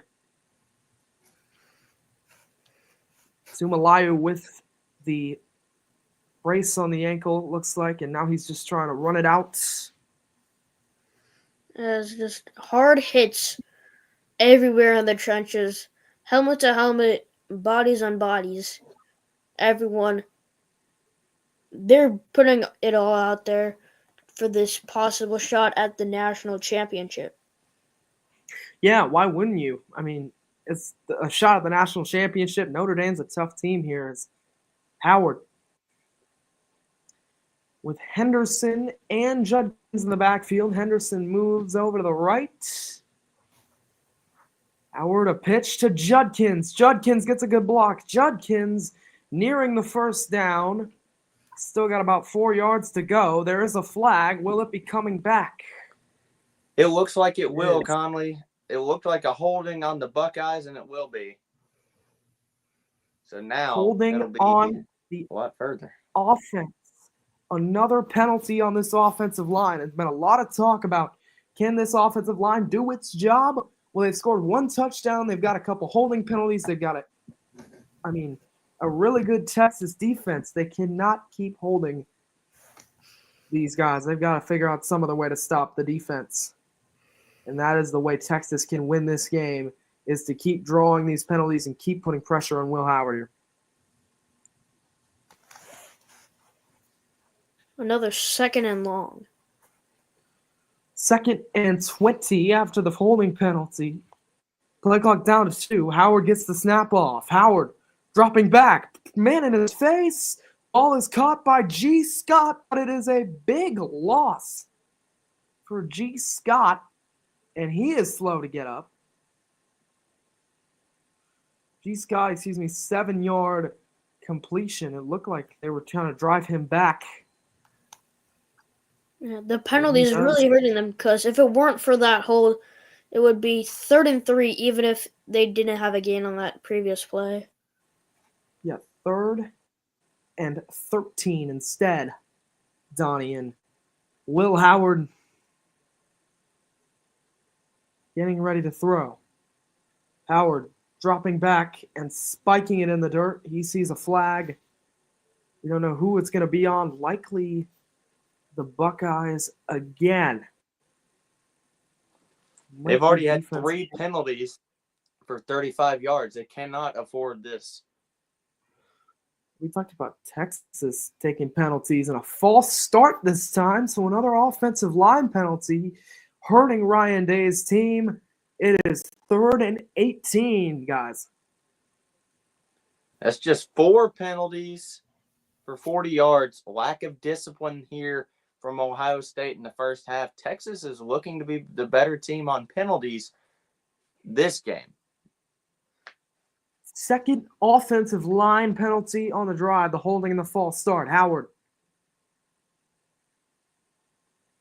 will take the snap. He will drop back. Pressure coming. Throw is incomplete. Did Carnell Tate stay in bounds? He did not. Carnell Tate unable to stay in bounds. Howard a little inaccurate, but didn't have anywhere else he could really go. 4th and 18, Buckeyes will punt. He caught it. Yes, he did catch it, Yeah. but it's still 4th down. Yeah, and Ohio they will be State. punting. Yeah, Ohio State's penalties, they're just making it too hard on themselves, because they're able to pick up this chunk yardage, but that 3rd and 18 is just a little bit too much. Olike Buster up 15. Yeah, sorry, guys. It looked like he had caught it originally, as the Buckeyes once again will punt it away. This time, don't get a friendly bounce. At the 15, a fair catch is called for. Your Cotton Bowl, 5:22 to go in the first half. We're getting ready for another Texas drive. We've seen a lot of punts from them early on, guys. Yeah, 6 punts in a row now. It's crazy between the two teams. 6 punts is a wild, wild number. How did you guys become fans of your college football teams?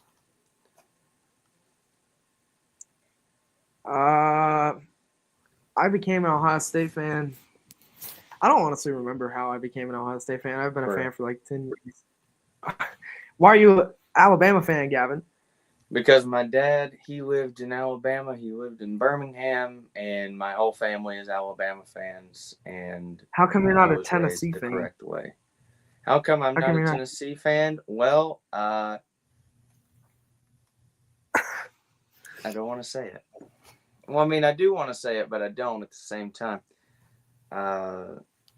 Should I? I'm not delusional. Sure. But anyway. I want to hear. Yeah, I just said it. But anyway, by the way, with the mascot situation, this was Alabama's mascot next to Penn State at one point. What? Yeah, that was Alabama's mascot. That's Big Al. What is that? I can't even see. Hold on. Oh my gosh. So what animal is that? Is that still an elephant? That's still an elephant. Yeah. Huh? It's just an all red it's elephant. red. Oh my gosh. I mean, that's not. I've seen worse. Yeah, and then here's another picture the Chargers, of it. the old Chargers mascot looks like a Dumbo. Yeah, but now he's a lot better. The old Chargers mascot was just a random guy with face paint on him, and he had like these like I don't know these. His name was Boltman, and he like had this mask on, and he like had pointers sticking out of his ears. There's some teams that don't need a mascot. Michigan needs a mascot. Come on, man. You're a Wolverine. That would be a really cool mascot. Yeah. Come on now.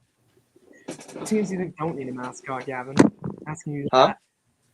What teams do you think don't need a mascot? Auburn, because I don't think they need anything. Let's see. Chargers. Back. Maybe. Oh, we're back. Okay, yeah. Any team that isn't like able to make a mascot. Like not a real solid thing. Yeah. 5:22 to go in the first half. Another injury for Texas is Golden earlier. He is back on the sideline. We saw him go into the locker room earlier, guys. He is back on the sideline. Ewers in the offense out here. Ewers, no one in the backfield. Quick throw is called in. And he will get about 7 or 8 yards. Yeah, Isaiah Bond on the reception, the transfer from Alabama. He's been good this season, but we haven't seen him much in this game. Good to see him getting involved now. Yeah, Isaiah Bond's first catch of the night. This is a guy many people thought would be an X factor for Texas. Hasn't been able to get open, but they designed that play for him, and he does his job. Wisner now in the backfield for Ewers. Quinn will take the snap. He will pitch it to Wisner, who will pick up the first down. So another good run that's Jaden Blue, the 3-yard run. Wisner and Blue, number 26. Wisner, number 23. Blue, the running back duo as Wisner is back on the field. Blue, 2 carries, 6 yards, a 3-yard average. That's just a nice little misdirection run there from Texas. Ewers, man in motion. He will hand it off up the middle. Wisner getting a couple. Yeah, Texas using more motion, just trying to cause any chaos with the Ohio State defense to open up any hole for them to go. 5 yards is all right for them. Any yardage is forward. Wisner, 5-yard gain. He'll take that every time. 2nd and manageable. 2nd and 5. Ewers, once again, no one in the backfield. No motion this time. Ewers stepping up, waiting. Hannon, his ball is overthrown. He was looking for a man downfield, but good coverage once again by Maddock. DeAndre Moore was the target. And Ohio State, good coverage on the deep pass. Ewers had to launch it. Could hit more. It looked like it could have been a holding call there on Ohio State, but no call was given there. Ewers. 3rd and 5 now. Quinn takes a snap. He's going to throw again. Patiently waiting, man. Coming for pressure, and throw is dropped. It is Bond. His second target of the night. He caught his first one, a short pass to start this drive. He drops one that I think he should have caught there, Donnie. Yeah, Isaiah Bond's been quite the reliable guy. Just, I don't know what went wrong there. He's wide open, hits him right in the hands, just pops right out. 4th down. Yeah, he jumped before catching that football, and now Texas will punt it away.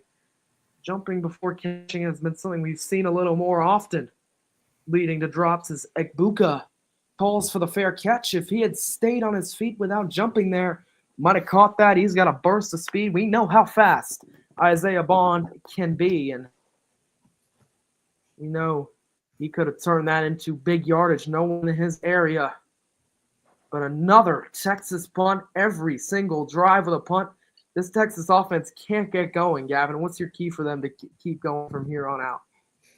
Well, Texas has got to be able to run the football. Only 14 yards for them all game. And now Ohio State's going to come out. They've done a great job passing the football around, 125 pass yards for them. Ohio State is looking like the more complete team today. Yeah, Howard taking the snap, handing it off. Judkins getting maybe a yard there. Texas, the last couple runs, has done a good job of stopping both Henderson and Judkins, guys. Yeah, going into this game, a lot of experts from all around the sport predicted a pretty high-scoring game with this one. We've seen one touchdown with under 3 minutes left in the second quarter. Ohio State, the only score, and 7 punts in a row now. Yeah, a lot of experts, including all of us, projecting high scoring as Howard takes a low snap, throws a short pass. It is tipped. Is it a fumble? They say no, it is not a live ball as Simmons tipped the ball. Quinshawn Judkins was the target. Texas with a much-needed burst of momentum for the defense. Jahdae Barron. Face of Howard. Barron was almost there to make that interception. That was very close. Colin Simmons, the Sean Alexander Award winner. He's a very good defensive player for Texas. And Will Howard now will have to adjust. Howard takes the snap with Judkins in the backfield. Under pressure, is sacked. And Sark is hyped up. Texas gets the sack, and it will lead to another Ohio State punt. Howard brought down again. The offensive line, a weak point once again. You see Ryan Day yelling there to try and state his case to his players. A really nice play by Texas. Texas defense are getting in there as this one will wind down to the 2-minute timeout. Ohio State will probably punt 4th and 17 deep in their own territory. See if Texas can do anything before the half. So 2-minute timeout. 7-0 for the Buckeyes. And this one has turned out to be a defensive game. Wow. Not what anybody expected. But 7-0, and Texas gets another chance to put some points on the board. Gavin, just wanted to let you know, whatever you sent Zeke on Instagram, he said was really funny. Yeah. Yeah. I saw that while we were going. Yeah.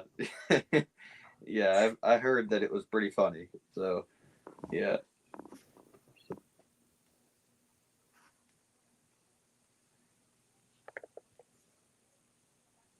Oh my gosh.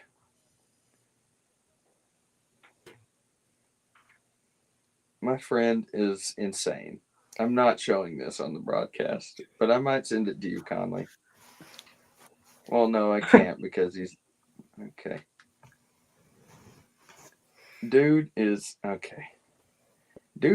here in the snow in his underwear What? with a boogie board going down a a hill on the snow. No, it's not just any underwear. It's American flag underwear. Of course. Dude is crazy. Welcome to the hills of Tennessee. That's so funny. He's got one where he's standing on our school's front sign, and I'm like, oh my gosh. What is happening? I love the guy. He's cool, but I don't understand that. Why? Oh my gosh. I'm seeing a college basketball ad right now. I'm seeing the Invisible Man ad or something. The black phone? I have a Mazda ad. Or Lexus. I got man football for the 50th time. All right, we're about to be back, I think. Yeah. Nope. Yeah, we're about to be back. I have This dude is cranberries. insane. I got the same ad again. College basketball, Sonic Blockbuster games. Every Saturday. Oh my gosh, how many ads? Jeez, ESPN. Milking money out of these people. I don't know. I'm just still thinking that this is hilarious. What was posted? Oh, I'm back. I'm back. Yep. We're back. 2 minutes to go in this first half. Ohio State up 7-0. Everyone says this is going to be a high-scoring game. This is going to be a high-scoring game. No, we have not seen a high-scoring game. We have seen a battle in the trenches, guys. What do you think each team has done well so far? Excuse me, we will get the punt from Ohio State. Out at the 40-yard line, a fair catch. Not the best of punts there. Texas set up in premier field position, almost near midfield. Ryan Day not too happy about that one. But what do you think each team has done well, guys, so far? Yeah, I mean, the easiest thing to say is just defense because 7 points total this game. Ohio State has brought a lot of pressure, unlike Texas. Ohio State has just had a bunch of self-inflicted wounds that have hurt them a lot. What these teams need to do at this point in the game, finish drives. Do the best thing that you possibly can to get down the field every single play that you go. Yeah, one drive to score points. The touchdown, that's it. Ewers, man in motion. And he will hand it off once again. That is Wisner. Yeah, He even takes with the the clock handoff. running, Texas still has all 3 timeouts available to use on this drive if they want to stop the clock at any point. Yeah, a good opportunity for them to score. Sark not using a timeout here. As Wisner was stopped for no gain. Ewers, Wisner again in the backfield. Haven't seen a ton of Jaden Blue today. He sends Helm in motion.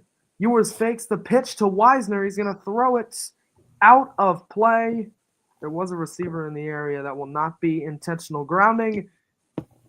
But 3rd and 10, Gavin. It looked like Ewers just thought that his wide receiver was going to be open, his running back, but he wasn't. And he just had to throw it away there. Good job by Ewers to get that one out, but a great job, yet again, from the Ohio State defense getting to the screen pass and stopping that play. Yeah, Jack Sawyer yet again as Ewers takes the snap, steps up, run. Ewers a hole. Ewers is hit. He will get the first down, I believe, for Texas. We'll see the spot. Yeah. Wow. But a gutsy run by Quinn Ewers there. They give him the spot, but it looks like this is a call that they want to review inside of 2 minutes left in the half. No Yeah, coach's challenge. 1:01 to go. Texas about 15 yards away from field goal range. Watch Quinn Ewers. He knows he's got nobody open. He does a good job there, guys. I mean, wow. The toughness there from number 3 in the Longhorns jersey. You don't really see quarterbacks lower the shoulder much anymore. But Quinn Almost Ewers lost the does it football, here. too. And Yeah, but it that looks just like his made knee everything went just down more easy. just shy, so it looks like they'll probably spot this one around a 4th and 1, 4th and inches. Another look. Yeah, so we see Texas Yeah. go for it, guys. I would think so with how they have done today. They went for it early on 4th and 5. That resulted in the only score of the game. So what does Sark decide to do here? I think we're probably most likely almost 100% sure that we will see them go for it in this short yardage situation. If Sark wants to go for it first drive of the game on 4th and 5, he will most likely go for it here with just a minute left. Especially since it's not 4th and 5 and it's now 4th and inches, maybe 4th and 1. Yeah, Gavin, but what do you if see them doing? Yeah, it looks like it was going to be just short. But again, you love to see a lot of toughness. But as a coach, that's a really scary play to watch. Yeah, if Yeah, you're Steve but Sarkisian, you never want to see your quarterback run like that and then get hit. Donnie? yeah, if it's a turnover here, it would be really dangerous because giving the Ohio State offense the ball at midfield, if they play clean offense, they can get a good quick drive with 3 timeouts, possibly put another score up very easily. Yeah, at least take a field goal, make it a 2-possession game. So there may be a potential that they decide to punt it away, even though it is a very short yardage to gain. When you was going to the sideline, here comes Arch Manning. This is like what we discussed in the pregame, seeing Arch Manning maybe some designed run plays for him in short yardage scenarios.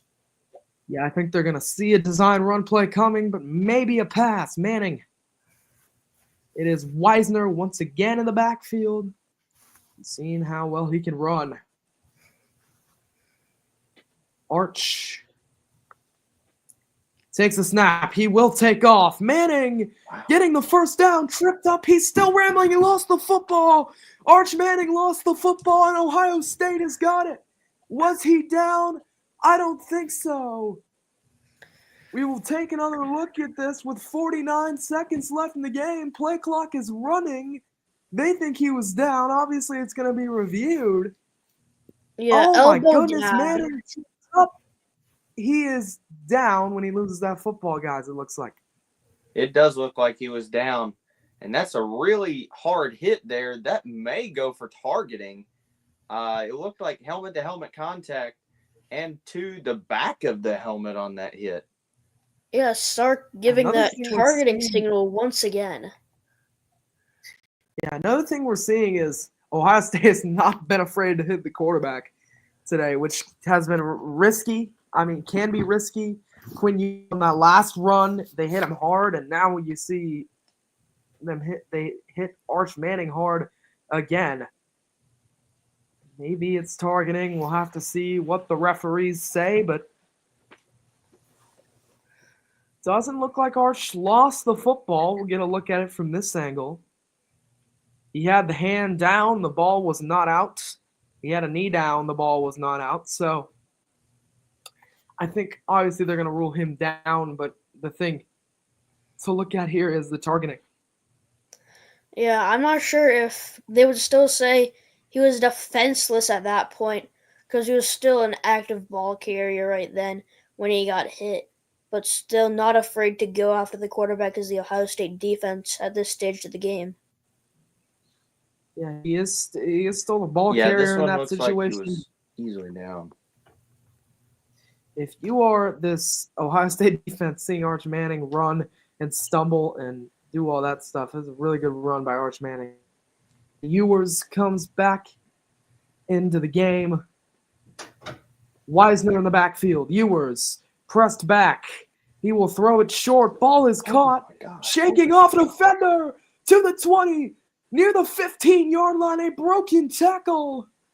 Sets up a big gain for Texas. The burst of momentum the Longhorns needed. Silas Bolden, who fumbled on the return earlier, shakes a tackler and gets Texas into the red zone, guys. Unbelievable play there from Texas, just shaking the defender, getting into Ohio State territory. This offense is cooking right now. 24-yard gain for Bolden. Ewers fakes the handoff. It is an incomplete pass. Ball went backward. They were running after it. It was tipped. Pass once again intended for DeAndre Moore. The second pass today that was intended for Moore that was batted down. Yeah, going back to that previous play, if the defender made that tackle when he had Bolden's legs wrapped up, he would have been down around the 35. Instead, Texas gets into the Ohio State red zone. I just got a text from a friend that said the announcer of this game said that player was a long-armed Floridian, talking about the Ohio State defensive line on that last play. So, wow, Chris Fowler. What a call there from either Chris Fowler or Kirk Herbstreit. But 7-0, and Texas has the ball finally in Ohio State territory. Yeah, 34 seconds left. Texas the first time past midfield for these Longhorns, and I talked about the punt, the short punt that set them up near midfield, and obviously that play there set them up as we see Gavin, the legendary head coach, Saban will be there for the halftime reports. We will be here for the halftime report to talk about it. Just a little bit of information, just in case you didn't know, Nick Saban has been elected to go to the College Football Hall of Fame, possibly, and probably. No reason why he would not get in right away. Gunnar Helm back in the game. You see him by himself, by his lonesome. Don't see a tight end by his lonesome very often, and now you send a man in motion. Ewers by himself. Throwing to the end zone. It is caught by Jaden Blue. Touchdown, Texas.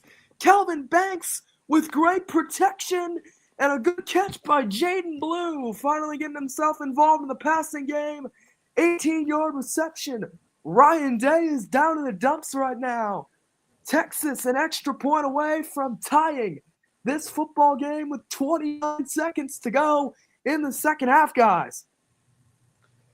Nice play there from Texas, just getting basically the wheel route there and finding the open man and getting finally 7 points on the board as the field goal goes straight down the middle. Tie game here in the semifinals. Yeah, 7-7. See, quick to update the score on the bottom of the screen this time as it is 7-7 in this game. Ohio State and Texas in the second quarter of the college football semifinal Goodyear Cotton Bowl Classic. Yeah, Jaden Blue just beating his man around the edge down the sideline. Could not keep up with his speed right into the end zone for that crucial score to get Texas tied back up in this one. Yeah, really, really big play for the Longhorns. Jaden Blue, the running back, is able to get away from the defender, and Ewers sees it, puts the perfect pass on the money, and not a lot of people can make a throw like that, Gavin. Yeah, not a lot of people can celebrate like the Texas Longhorns can, with Quinn Ewers and the Longhorns celebrating that one. Great play there. I mean, Quinn Ewers just finds the open man on that wheel route. It's a great play there. I love seeing those wheel routes. I'm waiting to see Jalen Milroe make a throw like that as this kick is. Jalen Milroe made a play like that in the Georgia game, but I don't This care throw about is the up broadcast. and Don't away. talk down about my quarterback. Punt is up and away and into the back of the end zone with 30 seconds to go in the first half, guys. This has been a great game so far. Buckeyes and Longhorns, who doesn't love two great teams, two of the storied programs that have only played 3 times ever. Getting to see them play in a college football semifinal game is something special. Yeah, Ryan Day probably doesn't want to have like a Penn State type scenario where they just have that interception, then Texas gets some momentum. Yeah. Ohio State gets the football to start the second half. Howard under pressure. He's able to dump it off. Caught by Henderson, who's going to get the first down and more. Henderson, what a play. Henderson, oh my gosh, are you kidding me? Travion Henderson. Sark doesn't know what to do, and the Texas fans don't know what to do. 75 yards. Travion Henderson. Howard was way behind the line of scrimmage, and Henderson is there to make the catch. Howard about to be sacked, and Henderson does the rest. Will loves it, and the Buckeyes love it.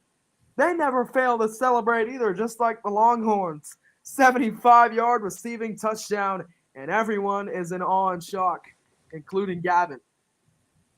That was a crazy play. The slip screen worked to perfection. Number 32 took that one 80 yards down the field.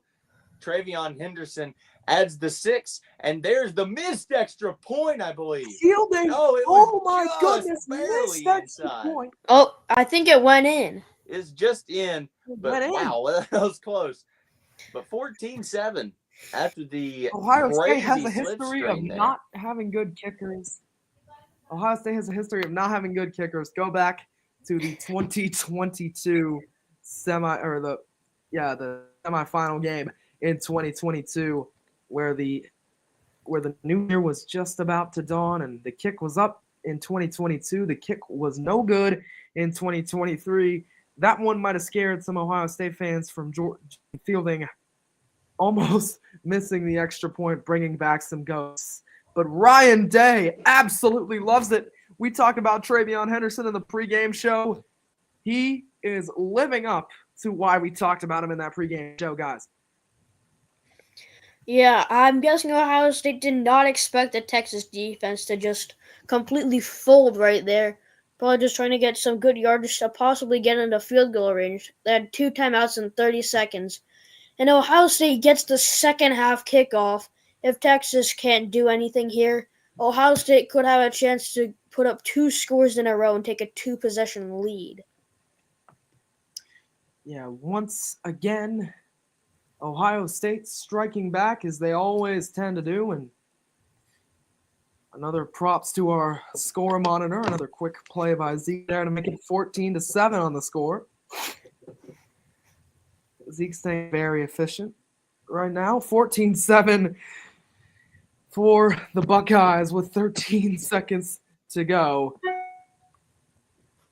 in the first half, guys. What has been your favorite part about this game? Just the unexpectedness of what on earth is happening right now.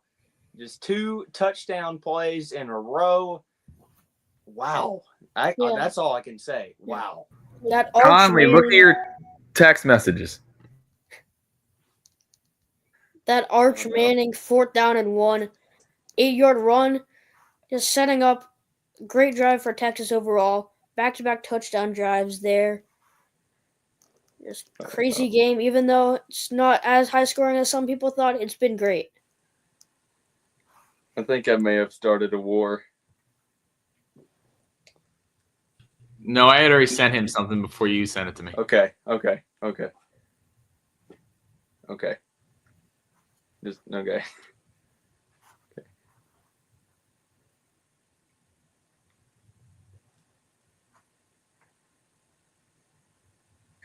So 13 seconds to go.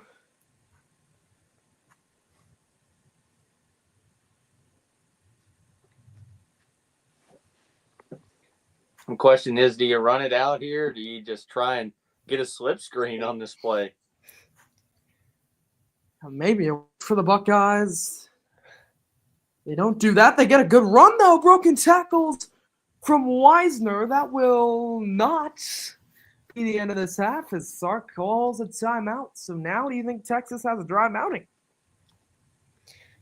They've got time for one more short play. Maybe call a timeout, then a shot at the end zone. But I don't think they can get a play into field goal range and stop the clock with the timeout and kick a field goal. Yeah, we saw them get a big chunk play earlier with a couple of missed tackles. Can they do it now? We saw Ohio State get the Travion Henderson play. Everybody knows this. Anything can happen in the game of college football. Just ask Vanderbilt. 14-7. Why are y'all always coming after me? What did I do to you, Conley? 14-7. 14-7, Ohio State. Don't worry, I'll throw some shade at Donnie later. 14-7, Ohio State over Texas.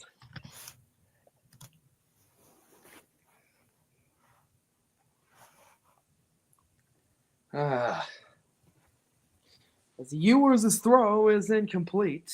2 seconds left. We've got a flag.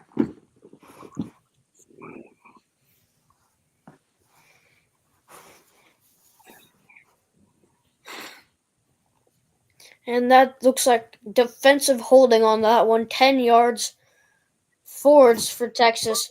That puts them right shy of midfield of Ohio State. Yeah, that's definitely holding just a little bit of it, but that will call the flag. So now Texas is looking like they have a shot to just yeet it, as we'd say, down the field towards the end zone. So a timeout from Sark. With 2 seconds left, he's going to rally his troops and say, Quinn Ewers, set it down the field and hope for a prayer.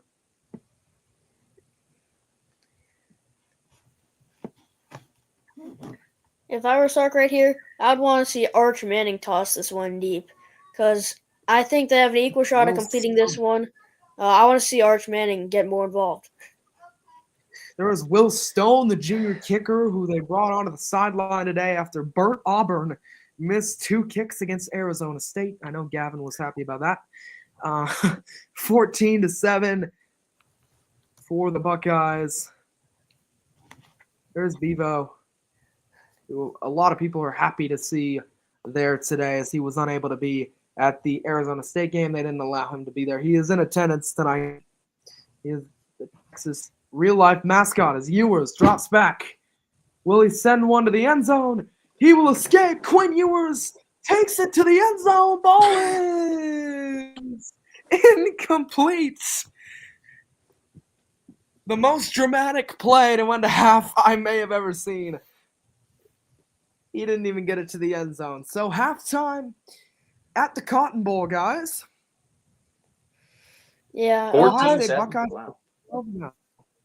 12-0 leading at the half. Yeah, that's a good tidbit. So I guess they weren't leading in either game that they've lost leading at the half against Michigan or Oregon because they have 12 wins on the season. So it's been pretty good for them when they've led at half and they get the ball coming back out of the tunnels. All right. Well, your score going into halftime, 14-7. We will be back after halftime. Zeke, I just saw your text messages. Zeke is mad at me. All right, we'll fix it in the second half then. All right. While we are at halftime, I am going to eat some corn dogs, and you can't do anything to stop me. I will be back. I'm going to go Enjoy get your my corn dogs. Yeah, have fun with your corn dogs. Me and Donnie will chat about how bad Michigan is. What?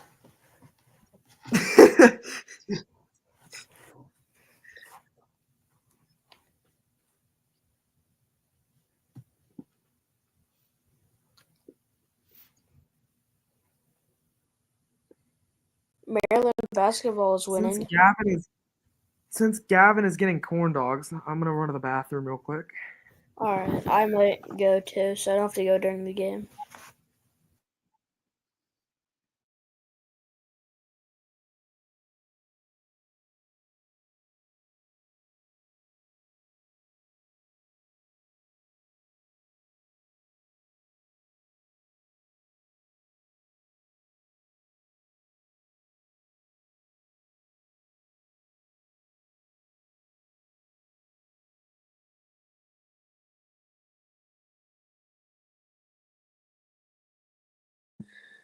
All right, everybody. Is anybody there? It may not be. Okay. They both announced that they had to go to the bathroom to everybody that was watching. Bruh. I'm here. There's Don. You bring it in the bathroom? What? No, I didn't go. Hold on. These corn dogs are too hot. Let me go get me something to drink.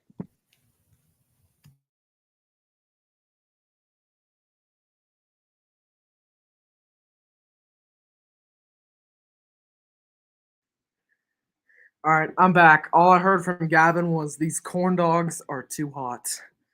So he's getting something to drink.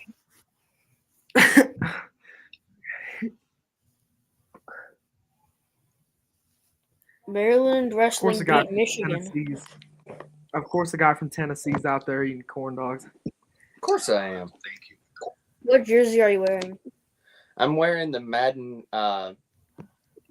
25, college football 25 jersey. I got it for Christmas. That's sick. So, yeah. You know what's even better? Corn dogs. Oh, Corn yeah. Oh, yeah. Donnie, you're a Maryland basketball fan, right? Yeah, just Maryland and Michigan They're fan beating- for like everything. Right. They're beating UCLA right now.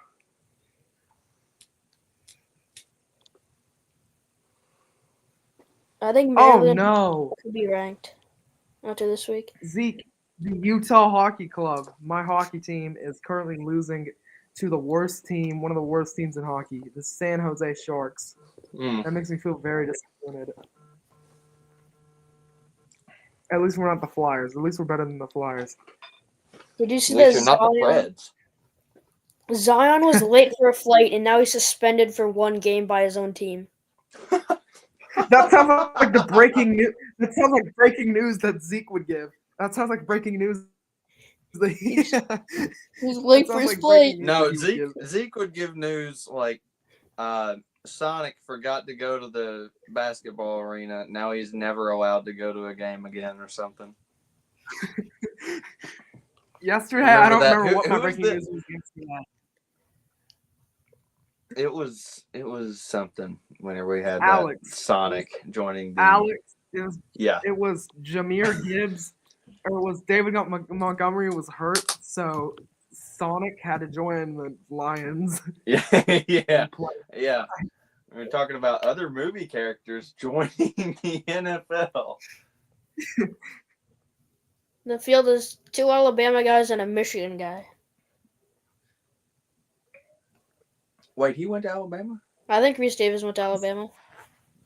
Reese Davis? Yeah. Hold on, we're figuring to find out. Where did Reese Davis go to college? Yeah, I went to Alabama. So 27. What the heck?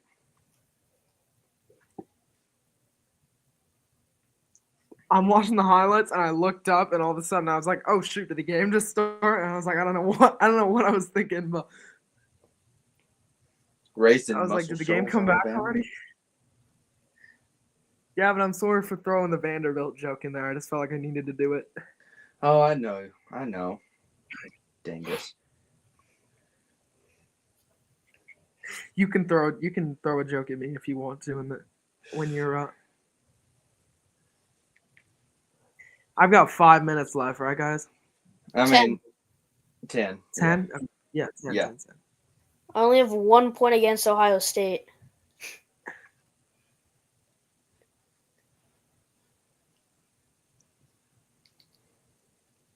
What are you doing right now, Donnie? What? I'm looking at the Maryland basketball game. Oh, you said you had one point against Ohio. I was like, what are you talking about? Oh no, like 1 point to like argue against Ohio State, just that they can't beat Michigan. Dude, Zeke is actually Zeke is on fire right now. He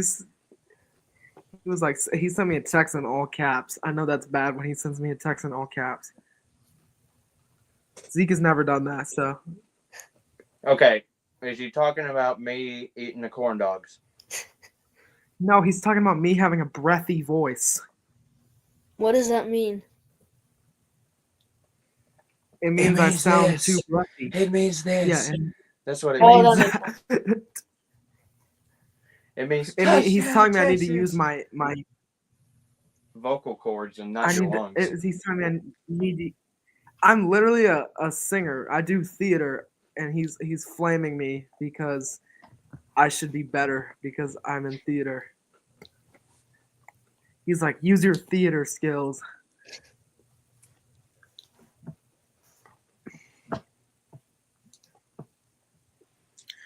Donnie, you think the Commanders are going to beat the Bucks?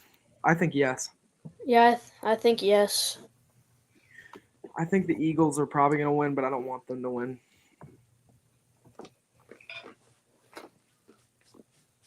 How many corn dogs do you have, Gavin? Like 20? 3. I'm just taking my time. 3 corn dogs. I'm not in a rush. Halftime's going to be coming back in like 5 minutes. I wonder like how many Rams fans are gonna be in Arizona, like compared to how many would have been in LA. Probably a bit because like season ticket holders and stuff. Yeah. And if they have to leave LA, they probably want to go to the game. All right, I think we should be doing a halftime show right now, guys. Ask Zeke, I'll but I'm host- eating my corn I'll dogs host. regardless. I'll do a halftime show. Welcome to the Student Sports Network halftime show of Ohio State and Texas. I'm Conley Tripp. I'm with Gavin Strickland, who is enjoying some corn dogs, and Donnie Weber. Guys, what were your first impressions of that first half game? I mean, right away, it looked like Ohio State could run away with this one easily, like their past 2 games. They forced that turnover on downs from Texas. Then they scored a touchdown to get the first score of the game until very late in the second quarter. But then teams just traded punts all the way. This high-scoring game just didn't look like it was going to pan out to be a high score. Then 2 touchdowns in the last 30 seconds of the half have brought it back to a reasonable score. But Ohio State, they've had a lot of self-inflicted wounds, 5 penalties for 50 yards that have been drive killers for them on multiple occasions. But Ohio State has had control of this game on offense and defense, just haven't put up too many points to show. Yeah, Gavin, question for you. So right now it looks like the Buckeyes are going to be playing Notre Dame. How do you feel about either of these teams playing Notre Dame? It's either going to be the Buckeyes or Texas that ends up playing Notre Dame. Ooh, that's a great question. That's a great question, and a lot of critics would be saying either way that the SEC or the Big Ten school should beat Notre Dame. Notre Dame has had a great season, despite the loss to Northern Illinois. Everybody this season has had a bad loss or just a loss in general. And I think Notre Dame could beat either one of these teams. But if it's Ohio State is looking very good. Other than this game, they've had, just the first quarter has been on fire for the Buckeyes. I'm going to say something to wake some people up. If Notre Dame wins the national championship, does that mean Northern Illinois is the second best team in the country? They were the only one to beat them. Oh, my gosh.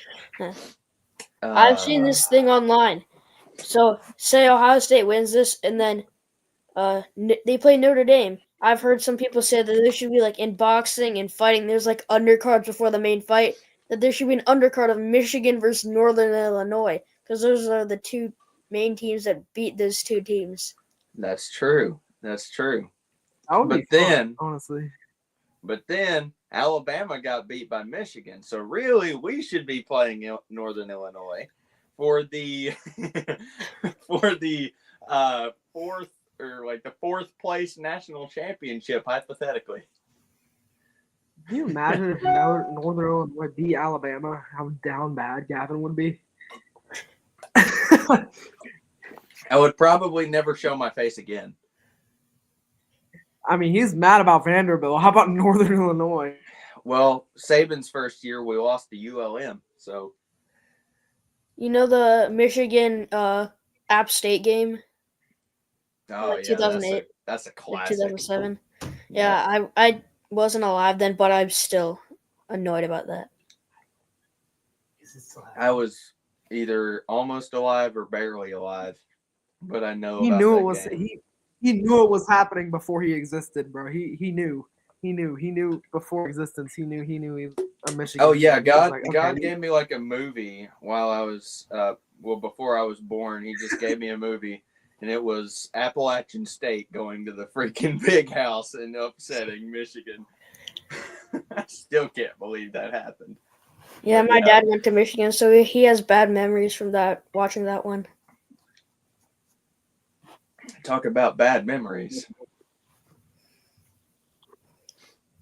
Yeah, freaking too many losses for this team that have been horrible. And I think you guys can name off one of them. Gavin, I've Um, talked to you about this before, but Mhm. I want Donnie to answer this, and I want anybody who's watching this, probably like one person, to comment on this if it's a hot take. Do you think Baylor winning the Big 12 next year is a really hot take?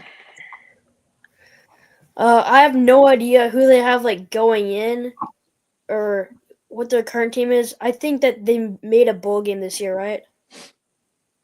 They Yeah, they did. were And they like- got beat by LSU. 9 Oh yeah, and they had like a 80. technical scenario where they could have gotten in on like the final day of the conference play. I think they have a shot. The Big 12 seems really up for grabs based off of this year, like how close it was, and I just don't know how their recruiting is this year and how. They've recruited a couple Other solid player. players. I don't think it's a flaming take, but I think a lot of people would be surprised. But that's my take for Big 12. Here's the thing. I'd just like to say, Colorado, they've been overrated. I'm sorry. They're not that good. They're going to Yeah. be better than Colorado, especially with Shadur and Travis Hunter leaving. Okay? That's Hey, just Colorado's true. got a 5-star quarterback. Don't sleep on their new 5-star quarterback. I don't even know his name, but they recruited a 5-star quarterback, like the number 2 quarterback in the class behind Mhm. Bryce Underwood. Cool. Yeah. Bryce Underwood's now my least. They're Bryce Underwood's now my still- least favorite quarterback in all of college football, just because he went to Michigan. I think he made the right choice. He was at Um, LSU. I mean, Yeah. Gavin's There's probably a going lot to of teams. Michigan doesn't even have an offensive I mean- coordinator. I'm not sure why a 5-star quarterback would commit there. I'm gonna go off topic just a slight bit to the other college sport. Gavin, how are you feeling about Bama basketball right now? Bama basketball is cooking. And I can tell you something, as a Bama fan, and I'm sorry to my buddy who's out there watching this, who's a Tennessee fan, but seeing them lose to Florida was just a freaking delight. It was awesome. By 30, the number 1 team went down to number 8. I mean, yes, it is number 8, but oh my gosh, they got beat by 30. That's never happened in college basketball. The number 1 team getting beat by 30. It's unbelievable. I knew I've from never the seen start something like Tennessee is not that good. Tennessee almost lost to Illinois. Illinois is a good basketball team. Like Illinois is no joke. Like I And will say then that right now. Alabama, we've had one of the toughest schedules in the nation up to this I don't know how point, you and lost to it's Purdue. not going to. Purdue's not that good. I know how you Purdue? lost to Purdue. They are in the top 25. We did Yeah, beat but I Illinois. still don't. We beat Houston. We lost to Oregon. That was the only questionable loss. We did Hey, beat Oregon's like the UNC. number We beat 12 team in Creighton. the- Creighton's not that good this year. What? Creighton was overrated this year. Okay. 'Cause of Villanova's Colorado. making a strong comeback. Villanova. They are. coming- Yeah. I'm kind of scared of Nova, but I don't think they'll make the champion or the tournament. I think Unfortunately, I'm rooting for them. Yeah, I think they could sneak in somehow, but I don't think they'll do too much. Eric Ed Dixon Cooley's turning is carrying them. I remember when Ed Cooley coached Providence, and then all of a sudden he's like, I want to go to Villanova. Isn't it the Neptune guy that's at Villanova? Maybe I'm going crazy. Yeah, I'm going crazy. Ed Cooley still coaches Providence. I'm going crazy, guys. Sorry, I'm looking at the Alabama logo and it's making me go crazy. Deal with it. The mullet on the logo. Yeah, the mullet. Yeah. Hold on. I wish they had Either way, you're the still gonna have to circle. look at it. I wish the circle was their primary logo. You know how they have the Is that circle? better? That's how you make a light that bright? I don't even know how I they don't- make that. I don't know. It's really hard to look at. Yeah, I can't tell the shape. Yeah, it is bright. Yeah, I remember the first time I turned it on, thought Jesus was coming back. It was so bright. It was crazy. But anyway, There's a college basketball game currently in I double think we're about to be overtime. back from halftime. Oh, that's good. Who is it? yep. Fairleigh Who's in Dickinson double? and Lamoine. Yeah. Fairleigh I Dickinson don't. and Lamar Jackson. No, okay. Tomorrow we got Fairleigh some good Dickinson beat games. Purdue. Tennessee and Texas. The battle for UT. Who's UT? We don't know. Texas, Tennessee. Bama and Texas A&M tomorrow. Already know we got At Brown and A&M. Yale on ESPNU tomorrow. Oh, yeah.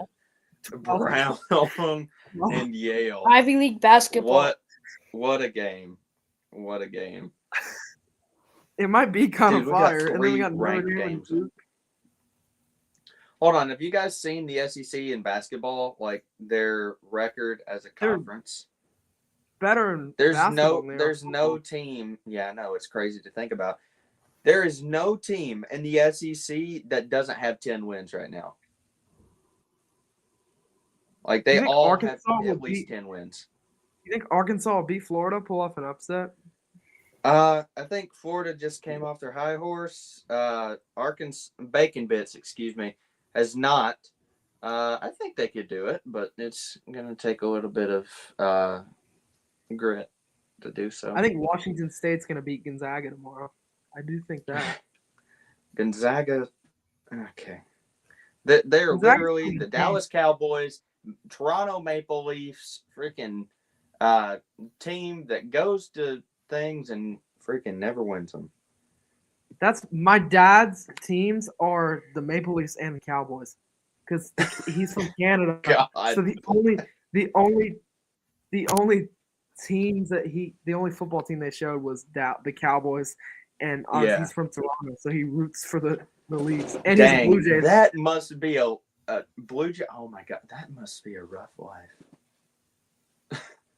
10 years ago today, it was the Jose Bautista, like iconic backflip. Like that was 10 years ago, a while ago, like, this year. So, yeah. By the way, you guys like my top hat?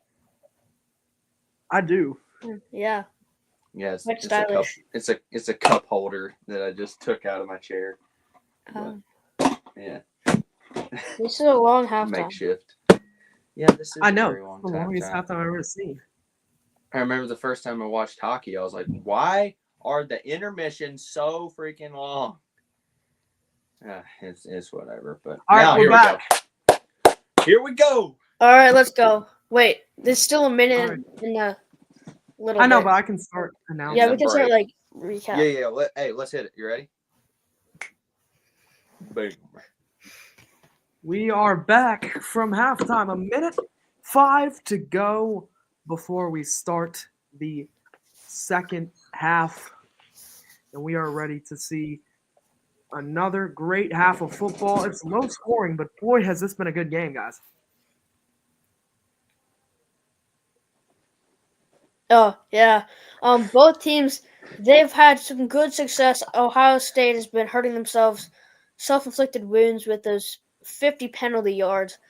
2 late touchdowns in the first half. This game could get really high scoring really fast. Both teams have explosive potential. But Ohio State will receive this second half kickoff. And they could look to double up on points end of the first half, beginning of the second half. Absolutely. Ohio State and Texas kicking off in 10. Gavin, last thought. Yeah, I mean, what you said about self-inflicted wounds, Ohio State has got to cut that down if they want to win this football game. Even though they're winning, it's not the place that you want to be. Both coaches have to make adjustments at halftime. We'll see what happens here. Maybe Texas and Ohio State, respectively, trying to get the run game going a little bit more. So here we go. So Third quarter action. A way to kick it away. Third quarter is underway. Bert Auburn sends it away. 15-minute quarters, obviously, for those who don't watch college football. The third quarter, Ohio State looking to score early. I think that is the key for them guys, right? Yeah, I mean, just building up a lead of any kind is going to help you here. That touchdown crucial to give them back the lead. Texas only had the game tied for 16 seconds. So if Ohio State can extend the lead, it'll help them a lot in trying to win this one. So play clock down to 8. Howard takes the snap, fakes the handoff. He's way back from the line of scrimmage, finds Egbuka to get the first down. So another scenario where Will Howard's behind the line of scrimmage and connecting on another pass, guys. That's a good play, just rolling out, finds the man over the middle. There's Egbuka yet again. He's been an impact player all day, and he's doing it still here in the second half. Howard, 15 of 20 guys. Egbuka, 4 catches for 43 on 5 targets.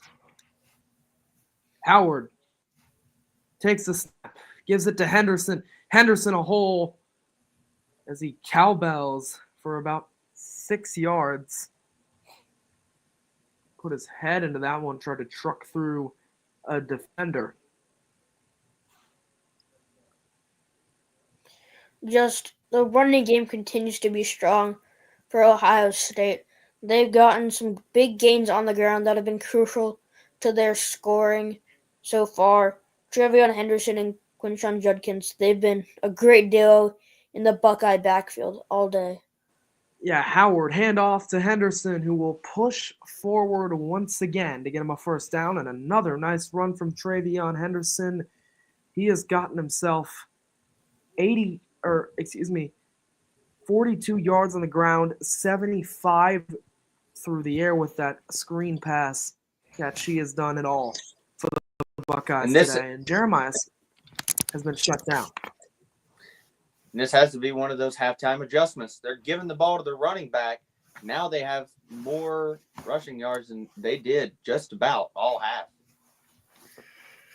They're really good running the ball. That pass is intercepted by Texas. Howard throws his first pick of the day, the first interception of this game. Texas with a big pick. It is Wilson who comes through with the interception for the Longhorns. Crucial play there. Gabenda with the interception. Wilson was with him coverage as well, guys. Yeah, I mean, just Will Howard just did not find the receiver underthrows him. I don't know if just it was a miscommunication on the route or the cornerback just jumps the route, perfectly timing it.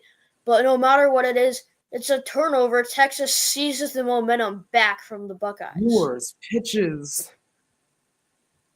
It is a nice play again for this Texas offense as Wisner gets them moving in another first down. It's just a nice job yet again, taking his check down and getting the yards that Texas really needs to have, trying to get the momentum back.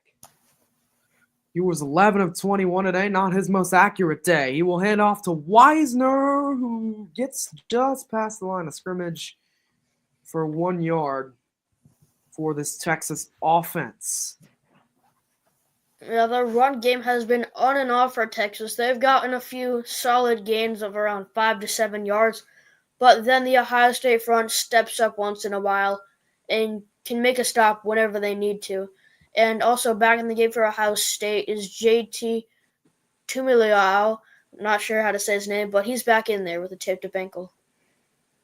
Tuimoloau is back in the game for Ohio State as Ewers hands off. Wisner stopped in his tracks by this Ohio State defense. Tuimoloau makes another play. He's got 2 sacks, and you just mentioned him, Donnie. Made that play there. Yeah, there's JT Tuimoloau. We're going to get this name once or twice, maybe. Putting him back in the game for the Buckeyes. Did a great job of penetrating straight through the line and getting to the running back there. Yes, 100%. Ewers takes the snap. Stepping back, Ewers' throw, hauled in. It is Wisner's been active on this drive, guys, as he gets them a short gain. So it'll be 4th down again and a punt again for Texas as the momentum turns right back over to the Buckeyes. Yeah, the play calling so far from this whole game hasn't been too risky from Steve Sarkisian, apart from that 4th down attempt early in the game. He's been really in for the runs, the short passes, not doing anything too much downfield. Yeah, it's been a pretty conservative game as Simon for the Buckeyes is down for the 2nd time tonight, the linebacker for Ohio State.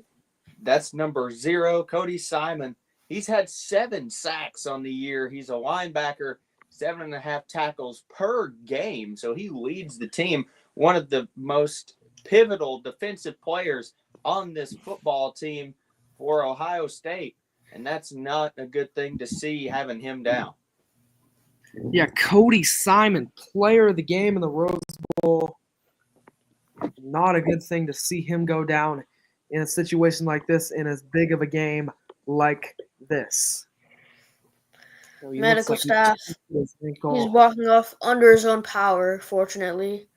That's a really good sign for this group to see him walk off under his own power, Donnie, isn't it? Yeah, just weird hits in the game of football that just happen all the time. Injuries are inevitable when you play this physical of a game.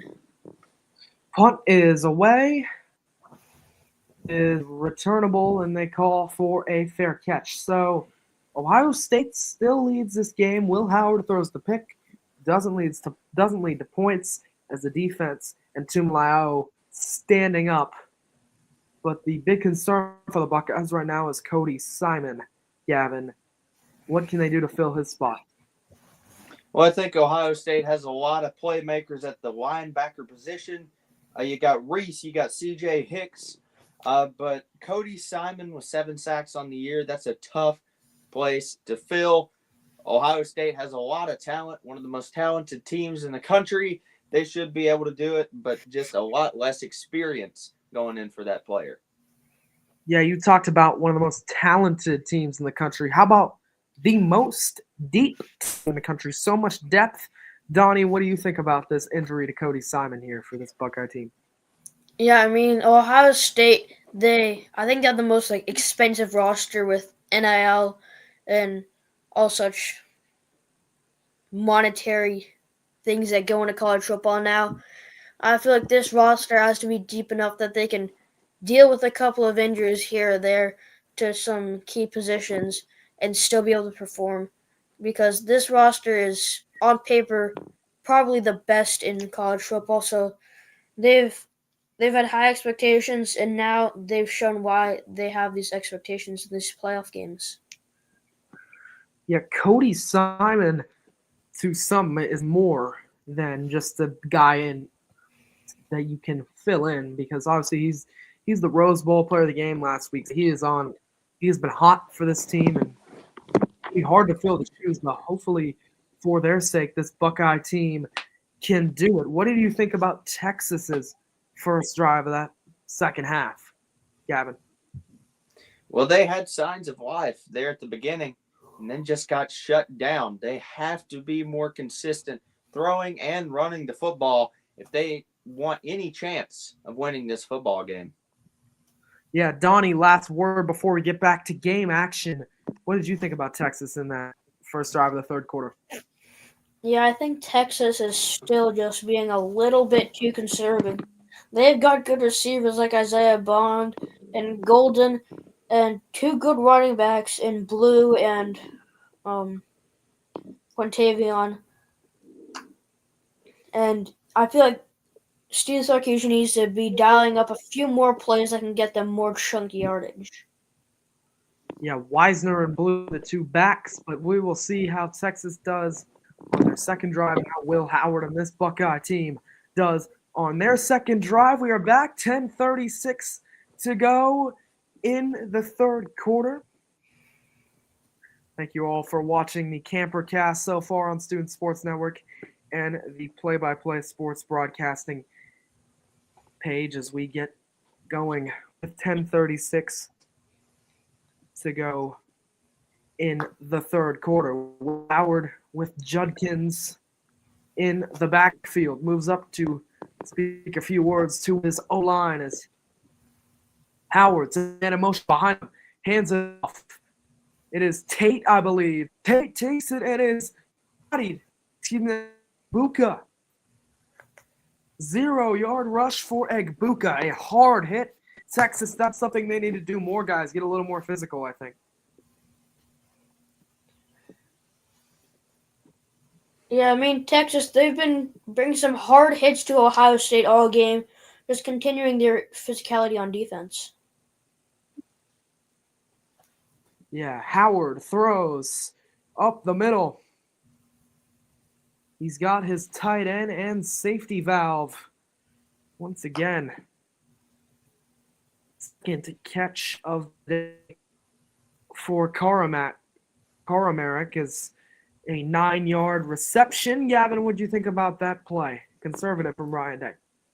Just a good play there just to take his check down. Texas did a great job of penetrating the pocket with the linebacker blitz there. I saw that one coming from a mile away. Just great job there from Will Howard, though, just to get the ball out to his tight end. Yeah. Gives to Judkins.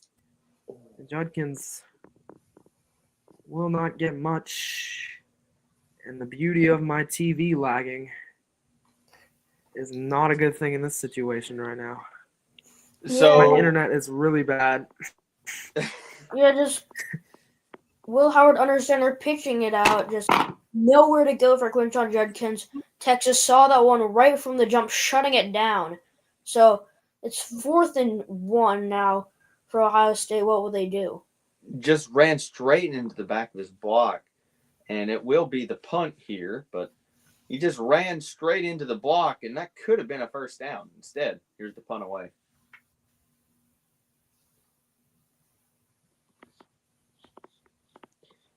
And as that one is punted away, it will be caught, but it will run out of bounds as Conley is very laggy at this moment. So I will take over for the time being. So 14-7 going into 8 minutes left to go, I believe, in the third quarter. The Buckeyes still lead it as we go to commercial break, as we try and get Conley back, and he is gone. Yep, Conley is gone. He has disappeared. All right. Conley has disappeared. Not Gavin- sure what we're gonna do. I guess I'll just take over. Yeah, If that's you can- fine with you, Donnie. Yeah, you could take over, and then if Conley comes back, We'll we give can- him 3 minutes. We'll give him 3 minutes. Yeah. Yeah. But if it's towards the end of the game, then I don't know. We'll see.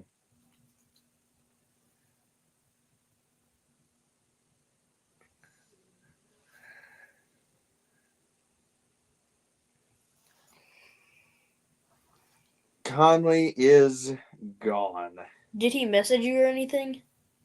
Conley has not messaged me. I'm going to text him. All Right now, we'll see what happens. I will give you play-by-play of what happens.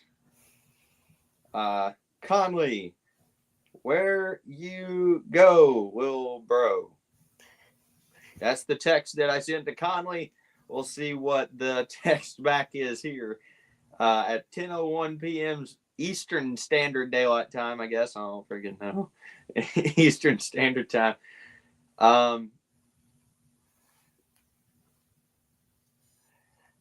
And Conley's internet may have gotten kicked down. I'm not sure. Maybe the snow got to it. Yeah. North Carolina's not prepared for any snow. North Carolina is not, nor is Tennessee. And I just saw, oh my gosh, what is that? Oh, we're back. Oh, I just got back. All right, yeah, I was back for like a second. Okay, so pause it for a second and then go. Oh, and of course they're showing Ezekiel Elliott, one of the better known players in the NFL. And hey, Conley's back. Let's go. And Sorry, Oh my my internet broke down. he's looking laggy as ever. Yeah, it looked like a solid 4 frames per second there at one point, but weird. Are we We're good? ready to go. See me? Yeah. All right. Are we you can guys hear at you a little bit. 8:30? Are you guys at 8:30 8:30 left in the game? Or Yeah, in the we third just quarter? got back from ads. They have not ran a play yet. Yeah, Okay, yours. I'm gonna tell you whenever it snapped. It was just snapped. And- There was a flag. Okay, What? so you're way in front of us. It just now Okay. got snapped. Yeah, I'm on the same as Gavin. So Conley paused for All like right. 2 seconds, maybe. All right. Pause yeah, 5 or 10 seconds. And- False start on the offense. That's a 5-yard penalty. Automatic. You suck. I'm just kidding. I'm kidding. All right, I can unpause it now. I think Sark just Yeah. put his hand. That's what I saw. Yeah, Sark is talking. Yeah, he's walking. We got number 0. Oh, he's back in the game. That's good. Okay, I'm gonna tell you when it's Sorry, snapped. guys, that was so bad. And My it internet snapped. went out. No. Yours, the snap. Hands off. Fakes the handoff. Throw is dropped. It was tipped on the way there. All right, Donnie, fix yours accordingly. Yeah.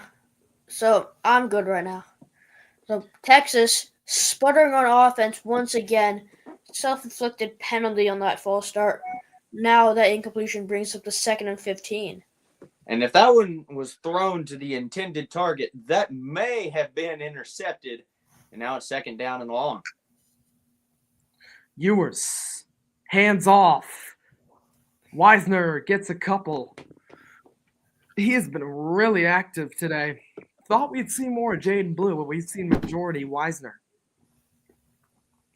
Yeah, even though he's gotten 11 carries, he only has 36 yards, averaging 3.3 per run. Because they want to give it to him, but it's not working out too well so far. Yeah. Colby is back in the game for the Buckeyes. Ewers steps up. Under pressure, Ewers brought down. Ball is out. Wisner's got it. He's got the first down for Texas.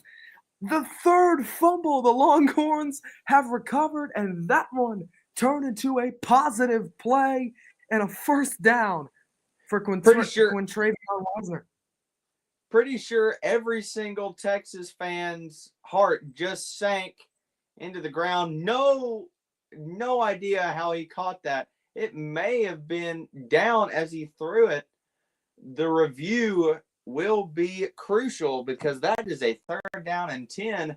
Would have been a 1st down, but now it may be a sack. We'll see what the play call is here, or the call is here. Yeah, really close. Texas has It had is very some really close. interesting plays this game. I don't think they'll rule this one a fumble in any case. But here we got the review. Folks, I think he got that ball off. Looks like he did, and Quinn Ewers, yes, he did get the ball off. Wisner with the catch of the game, maybe for Texas to get a shot of momentum. Everybody's like, we got a sack, we got a sack. No, you don't. Texas with a crucial play there to make the catch instead of the sack from Quintravion Wisner. Ewers. Wisner once again in the backfield. Man in motion is Jaden Blue. He'll run behind him. Ewers will fake the handoff to Blue. Ewers running around. He's hit. Pitch to Blue. Might have been a backward pass. Blue is swallowed up after a solid gain. Another situation where Quinn Ewers is under pressure and just has to do whatever with the football. The second straight play, really. Yeah, Quinn Ewers is looking like he is getting used to having the pressure close in on him. Quinn Ewers finally gets that one out as before he gets sacked. And that if Blue really wanted to, he maybe could have threw that one down the field. Yeah, that was a situation where it was a backward lateral. Could have opened up a lane to throw it. Ewers, another short pass, doesn't get him much. So it looks like Texas now, really, you haven't seen them take any deep shots, guys, today. Yeah, still being really conservative, but this time around, their plays have been more effective in getting the yardage necessary to keep up picking the 1st downs. But these 3rd downs they keep piling up for Texas if they can not convert here. Ewers. Another 3rd down. 3rd and 4. Ewers. The handoff. Wisner gets it up the middle, and Texas's methodical drive continues, guys. Yeah, I mean, Texas needed somebody to get the yardage. And yet again, it's number 26 from the Texas Longhorns is Quintravion Wisner. Yeah, Wisner doing it all today for Texas has been the thing that is getting this offense churning. Haven't seen much of Jaden Blue today. Haven't seen at all, really, Quinn Ewers letting it go downfield like he did against Arizona, which was the X factor that win against Arizona State. And once again, as Wisner in the backfield as he moves over to Ewers' left. Ewers. I got it. 5:02 to go. He'll drop back. Pressure coming. Ewers' throw hauled in. Wisner going. Wisner will not get the 1st down. But a good play by Wisner to make the catch. All right, 5 minutes, so I got it. Donnie, go ahead. Yeah. Oh, yeah, these 3rd downs, Texas is 3 for 10 before this one. They've not been too good on these 3rd downs. They need to start converting these better. So here we go. It's 3rd down and very short, inside field goal range for the Texas Longhorns. Ewers with the man in the backfield. They're going to hand it off, and he's going to almost break free. He had an open lane, but a shoestring tackle took him down. Yeah, Wisner with the open lane. Quintravion Wisner had the open lane. Good shoestring tackle. One of the only times Texas has been into Ohio State territory other than the score, the touchdown from Ewers. So we'll see if they can capitalize here and maybe tie this game. Here's the run yet again, and that won't go for much. Again, it's Wisner, and he's been very active in this game. The Texas Longhorns now have only 59 rush yards to Ohio State's 50, and they finally get down the field inside Ohio State territory. Yeah, they keep making slow and steady progress. Just they keep chugging along. Here's the snap. Play action. Ewers feels the pressure, and that one batted down. Number 91 getting that one down. That was Williams putting that one down on the ground. Williams projected to be a first-round pick for Ohio State. He gets in there and he tips that ball. Big play from Williams. We've seen a lot of tip balls in this game, haven't we? 4 in total. Absolutely. So here we go. 3rd down and long for the Texas Longhorns. 3rd and 7. Ewers drops back, throws on the wheel route towards the end zone, makes a move, touchdown, Longhorns. Yeah, Jaden Blue again. Yeah, he's just Making- fine. He's just beating the defensive backs, coming up and on the wheel routes out of the backfield. 2 chunk touchdown plays for the running back receiving out of the backfield, and Conley is lagging again. Yeah, Jaden Blue hasn't done much running the football today, but he has capitalized passing it. Can you guys hear me? Yes. Okay, Here's good. the snap, hold, kick right down the middle, tie game here in the 3rd quarter. We got a ball game, 14-14 with 3:12 left to go in the 3rd quarter from the Cotton Bowl Classic. Yeah, really big strike for Texas. 14-14. And oh my goodness, we have got ourselves the game. And I have a little bit of a feeling that we are going to get a little ramped up in the scoring as we continue to go on here, Gavin. Yeah, that's what it's looking like. Texas has been one of those teams that can just go down the field. This game, they've shown that they can go down the field in small increments, and then they can be an explosive team whenever they really need to.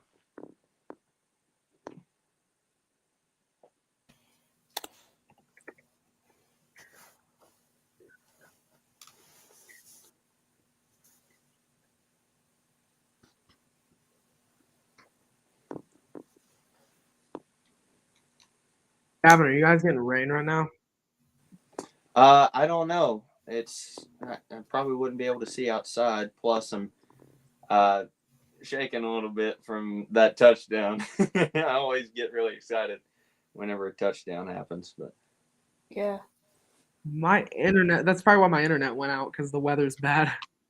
yeah, Is it raining in North Carolina? Yeah, it's like hail a little bit. It's apparently supposed to start snowing pretty soon. Like DC. So I might get a little bit. yeah, it does look like it's about to hit DC. I think it already is. Yeah. It's right over me. Near the capital. Do you have an NBA team?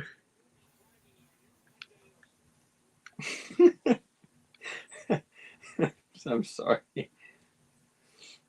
I just saw a reel that I'm now going to send Conley. Gavin, you have a favorite NBA team? Yeah, not really. I mean, I like Curry, but that's not really a reason to like the Warriors. I mean, I do like the Warriors, but If you send me a reel, I won't be able to see it till the morning because I have time limits on my phone, which I don't like at all. But hey. nah. That's dumb. But I can still see I'm it. kidding. Yeah, I don't like it, but Drew Auer, if he wasn't 6'5", and it's Peter Griffin as a Patriots player on a freaking Wilkins Hyundai Subaru commercial. yeah, if you send it to me, it's not till the morning, unfortunately. You will be able to see it in the morning.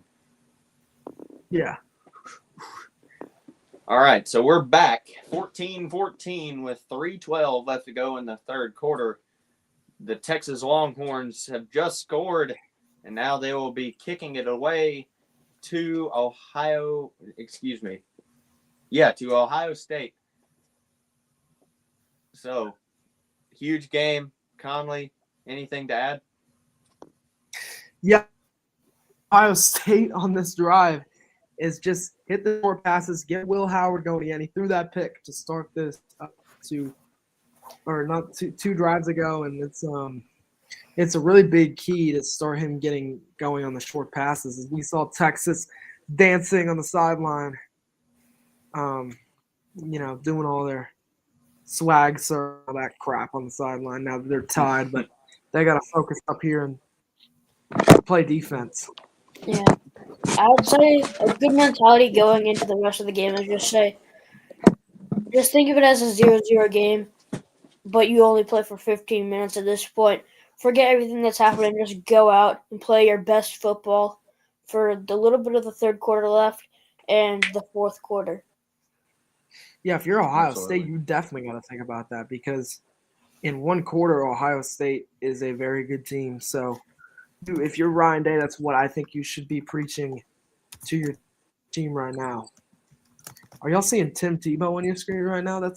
I'm seeing Tim Tebow. No, I'm seeing not really seeing it, but I'm feeling frustration for doing a kickoff and then a commercial. Like coming out of commercial, kickoff, commercial. Why? Yeah, I don't like that. I do AV and like you don't do that. No. I know why. The money. Oh yeah, that's why, but like no. Why? Yeah. Don't do a commercial. Then Yeah, kick it's off dumb. in a commercial. I don't like it when they do it in hockey when someone scores a goal too and then they go straight to commercial. I'm like, come on, just keep going. Because normally they'll just keep going after they score a goal, but sometimes, like the rare times, they'll do a commercial break, which I don't like.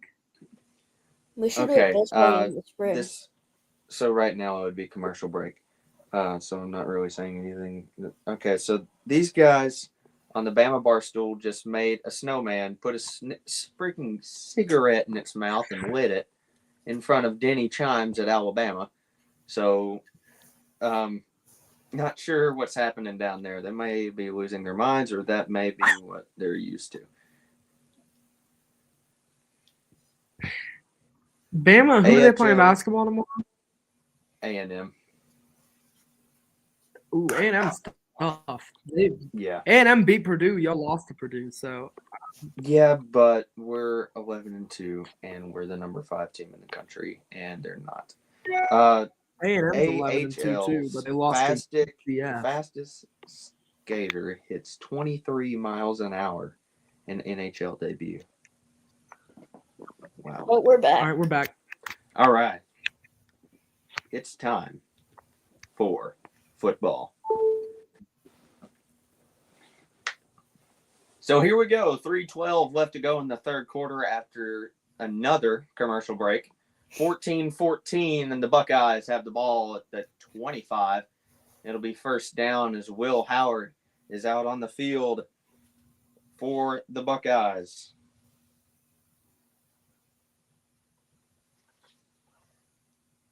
Here's the snap. Pressure coming. Throws straight over the middle, and he's got a man for the first down. And there's a flag on the field. Yeah, we look at Will Howard as that happens. Yeah, we look at Will Howard's stats. 17 of 23, 237, 1-1. He has been very good for the Buckeyes. Just got to limit the mistakes as we see what the flag is here in a moment. Ryan Day doesn't like it, so I would imagine it's holding or a false start. Personal foul on the offense. On Sherry Field, looks like maybe a face mask then if it's called a personal foul. Oh, he just runs in to Makuba, who had the pick and that was the player Arizona. who was down. So just a dangerous play there, and tempers flaring here. First down and 10 for the Buckeyes after the penalty. They have 6 for 65, while the Texas Longhorns have 3 for 24. It's first down. Here's the snap.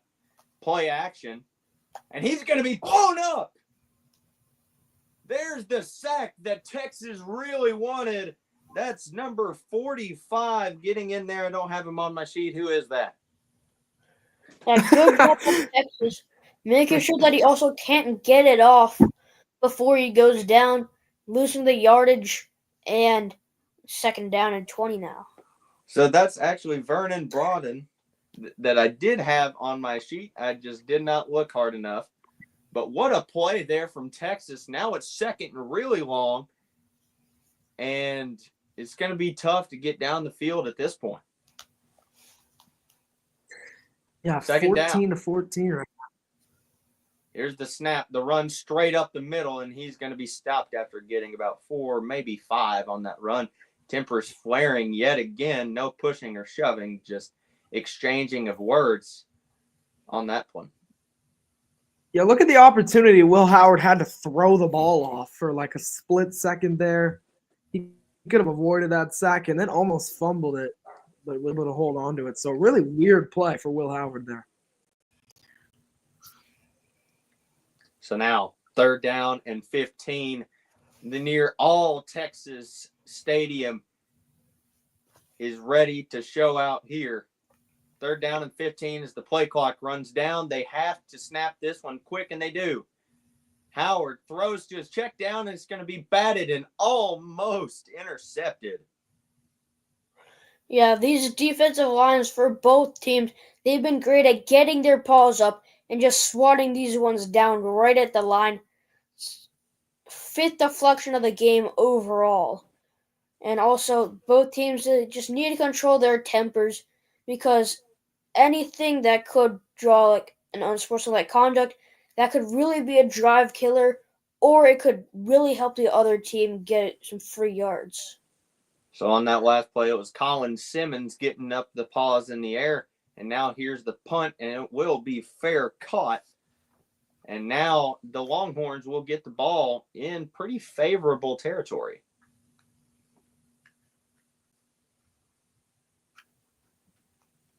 Yeah, really good job by Texas to force a punt. And now they can impose their will. Favorable territory, as you said, Gavin, almost near midfield. The last time they had a questionable punt was a touchdown for that man right there, Jaden Blue. So it is a very important thing for Texas to try and impose their will, run the ball, pound and ground football here. So Wisner in the backfield as the man comes in motion for Ewers and the Longhorns. Here's the run straight up the middle, and he's going to bounce it to the outside. He's going to try and hurdle a man, but he's going to be tackled by the shoe. It'll be second down. Yeah, the running game getting going towards the end of this third quarter for the Longhorns. They've just been using Wisner really smartly and Blue really smartly to get some good gains. Here's the snap. Ewers is pressured. He's going to take his check down, but he's not going to get anything. He almost broke away to get some yardage, but instead he will be taken down before getting back to the line of scrimmage. So third down after that one. Yeah, really good stop again from this Ohio State defense. I mean, anytime you can allow a team to just 14 points, I think you're doing pretty good, especially an SEC team who really likes to impose their will. As we're going to get here to the end of the third quarter, 14-all, Ohio State and Texas in the Goodyear Cotton Bowl. Put your fours up, folks. It's fourth quarter time here in Texas, 14-14 at the end of the third. We'll be back after my pee break.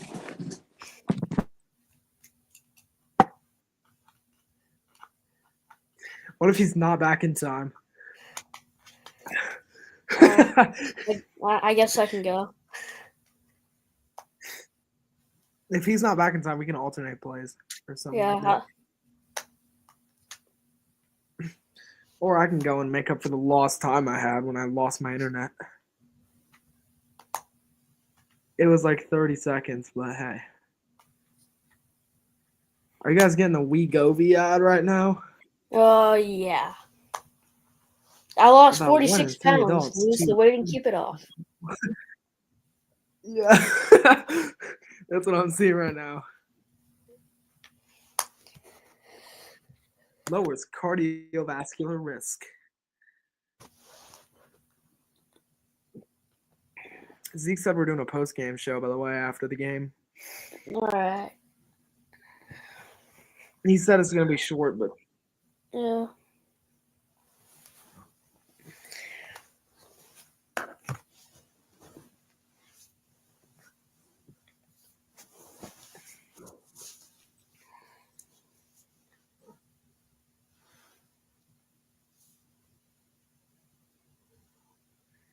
you can see the YouTube you can see the YouTube and Instagram comments. I didn't even know that. Wait, what? Yeah. I'm scrolling through the comments right now. What? How did I not know this? Wait, it's just YouTube, I I think. know. All right, hello. Yep. I'm looking at the YouTube comments right now. What's happening? Nothing, but I had It was no idea that It was all like look at the YouTube- 920s. someone and said then- Zeke is sus. I need to open the YouTube. Student, everybody only- listening on the YouTube, it's good to have you. Yeah, I've only we have- looked at the Instagram so far. How many people are on Instagram right now? Who is Oh. I saw we that got King was on Ryan. Instagram. King was on Instagram. we got Hey, King. what's up, King? Random King of Human, Question. 92 says That's- hi. That's me. The King of Question. Hello, Random 92. I know you. Random Human Um, 92. That's Alright, we're me. back. All right, and we're back after the pre-break. Oh my gosh, that was a good pre-break. Anyway, all right, I'm gonna do a formal. And we're back to start the fourth quarter. 3rd down and 5 for the Texas Longhorns near the 50-yard line on their own 43. And I'm holding my sheet upside down. A Dadgummit. crucial player for Texas. What is Sark draw up in that short break? Here's the snap. Ewers throws to the sideline, and it will be incomplete just over his head, and he couldn't jump high enough to catch that one, so it'll be 4th down. Yeah, good defense to box him in and make sure he couldn't jump up and get it. And no late hit there, able to stop himself, and very good way to get off the field for Ohio State, where Texas was near plus field position. So it was back to the Buckeyes with a chance to get on top here in the fourth quarter. And that's another good punt, putting them inside their own red zone down to the 12-yard line. That last play, that was to Matthew Golden, the leading receiver for the Horns. But now the Buckeyes will get the ball back. 14-14 is your score with 14:47 left to go in the ball game. So Yeah, I didn't think we'd be anybody seeing a got any punt thoughts? fest. I didn't think we'd be seeing a punt fest, but hey, at least we got a game. Someone said talk about LeBron now. At least we got a game. At least we got a game. today, and- So we're not doing basketball. This is football, college football, and it is 1st down and 10 for the Buckeyes at their own 12-yard line. Showing pressure. Here's the snap. Howard out to his far side. He's going to throw down the field, and it's incomplete, and the flag just darts across the field for most likely pass interference. Yeah, it looks like it is Texas pass interference. Texas being a bit too physical on that one. Coverage on Emeka just too handsy in there. Too Watching that handsy, play as Donnie back. would say. Watching that play back, that could have been called on either side there, I think, for holding. But instead, it's on the Buckeyes, 1st down and 10. Here's the snap, play action, and he throws to his sideline, and he's going to be blown up in the backfield. Great job there from the Texas Longhorns, just getting to the backfield and making the tackle.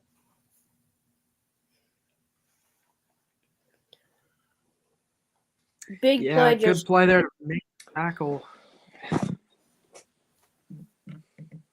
for Texas. Chase him down and make the tackle and hopefully stall this drive a little bit.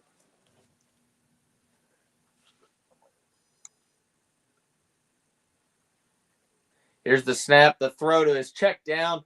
The same man that caught it last time will get some yardage for the Buckeyes this time, and it'll be 3rd down. yeah. G. Scott Yeah, Jr. seeing some more targets this game than he has previously, as not one of the main receivers for the Buckeyes. But 3rd and 8 now for Ohio State. What can they do to try to convert on this one? Yeah, really interesting to see what they do on 3rd. Now gonna be another punt. That's not what either team needs. Another punt. And the Longhorns fans are losing their mind. 3rd down and 8. Here's the snap just before the play clock runs out. He's pressured, throws down the field, and is caught. Got his man. That's number 17. And the Buckeyes get down the field, number 17. Cornell Tate getting the yards that the Buckeyes desperately needed. Yeah, and that gives him his career high in reception 7 for Cornell Tate tonight. Will Howard really spreading the ball to everyone on his offense to get yards wherever he can find them.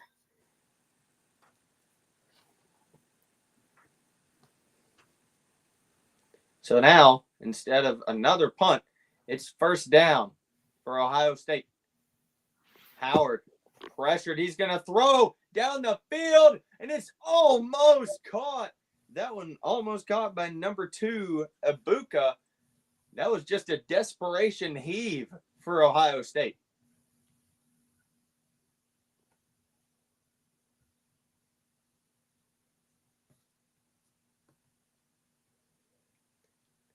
Donnie?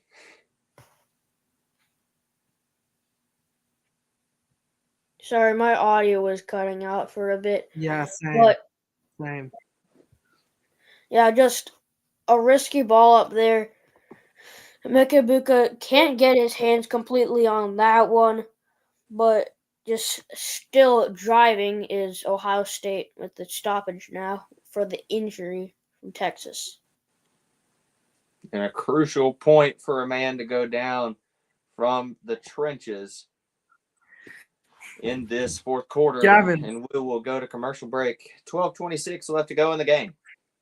What's up? Gavin, I was at what's it called? The comments from earlier, and someone told you to shove the corn dog in your mouth. And you on YouTube, they said Colorado is not overrated. Shut up, please. Shove the corn dog in your mouth. That's the group of, as they said themselves, the worst campers to ever come to camp. So it's all good. The worst camp. Hold on. Where? Okay, so they never won a conference championship and went they had a below 500 record against over 500 teams. So I don't know. Colorado is overrated for everybody out there. But Alabama for all the haters. Oklahoma, so it's all good. Yes, we did lose. What happened to Oklahoma Donnie? in Where'd you go? our first. I'm here. Our coach just got to the school. So the last time a coach won the national championship in their first year was, oh gosh, it was a long time ago. It's barely ever happened. So high tide, guys. High tide. I tied. High tide. High tide. Don't bring charred duck to Yeah. Don't bring the duck to the Oregon tailgate. Oregon tailgate. If Oregon comes to Alabama, we're gonna make a duck. We're gonna eat. Yeah, that's what we're gonna do. Have you been to a Bama game, Gavin? I have done that. Yeah, I have, and I've also played with the band, which was pretty cool. Oh, that's cool. So I know the fight song and everything. I did the spring game A-Day. So, and we're back. So here we go. Y'all ready? Yep. All right, it's football time. Let's hit it. 12:26 left to go in the fourth quarter. The Buckeyes have the ball around midfield, 2nd down and 10, in a crucial point in this game. So Will Howard out for the Buckeyes, 2nd down and 10. Here's the snap. They're going to take their check down on the screen pass, and he's going to burst over a man for the good screen pass. Number 1, Quinshawn Judkins. Yeah, I think he might have got pushed out or stepped out a little bit earlier than where he was spotted for that 1st down gain. We'll see if they review anything. Nope, he clearly gets that. So now, 1st down and 10. Buckeyes have the ball inside Texas territory, and this is a dangerous spot if you're a Texas Longhorn defense. Here's the snap. A run. Oh, it's a play fake, and it is incomplete on that one. Will Howard tried to get it over the middle and even threw the camera operators off a little bit. 2nd down and 10 after that one. Yeah, I'm not sure what really happened on that play. I couldn't really tell, but Carnell Tate almost corralled the ball as we look at the replay, but really tight covers there.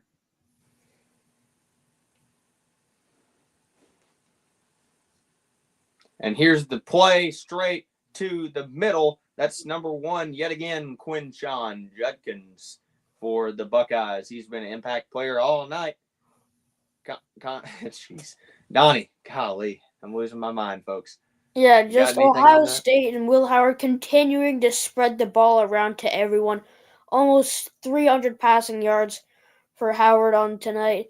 He's been getting the ball wherever he sees his open man. So 3rd down and 4 on this crucial play. They may be in field goal range, and there is a flag on the field, possibly for false start, and it looks like it is. So now, instead of 3rd and short, it's 3rd and long. That's big. It's another self-inflicted penalty. Come on, listen to us, Buckeyes. Stop doing that. 7th of the game for 70 total But yards. for some people, Conley, they don't want to listen to you. So Texas fans. And me. So Will Howard in the backfield on 3rd down and long. The Buckeyes need a conversion here. Here's the snap. Howard throws. He's got a man. It's his tight end, and he's going to be stopped short of the line to gain. He still fights for yards, but can't get to the 32. He'll be marked short at about the 33, 34-yard line.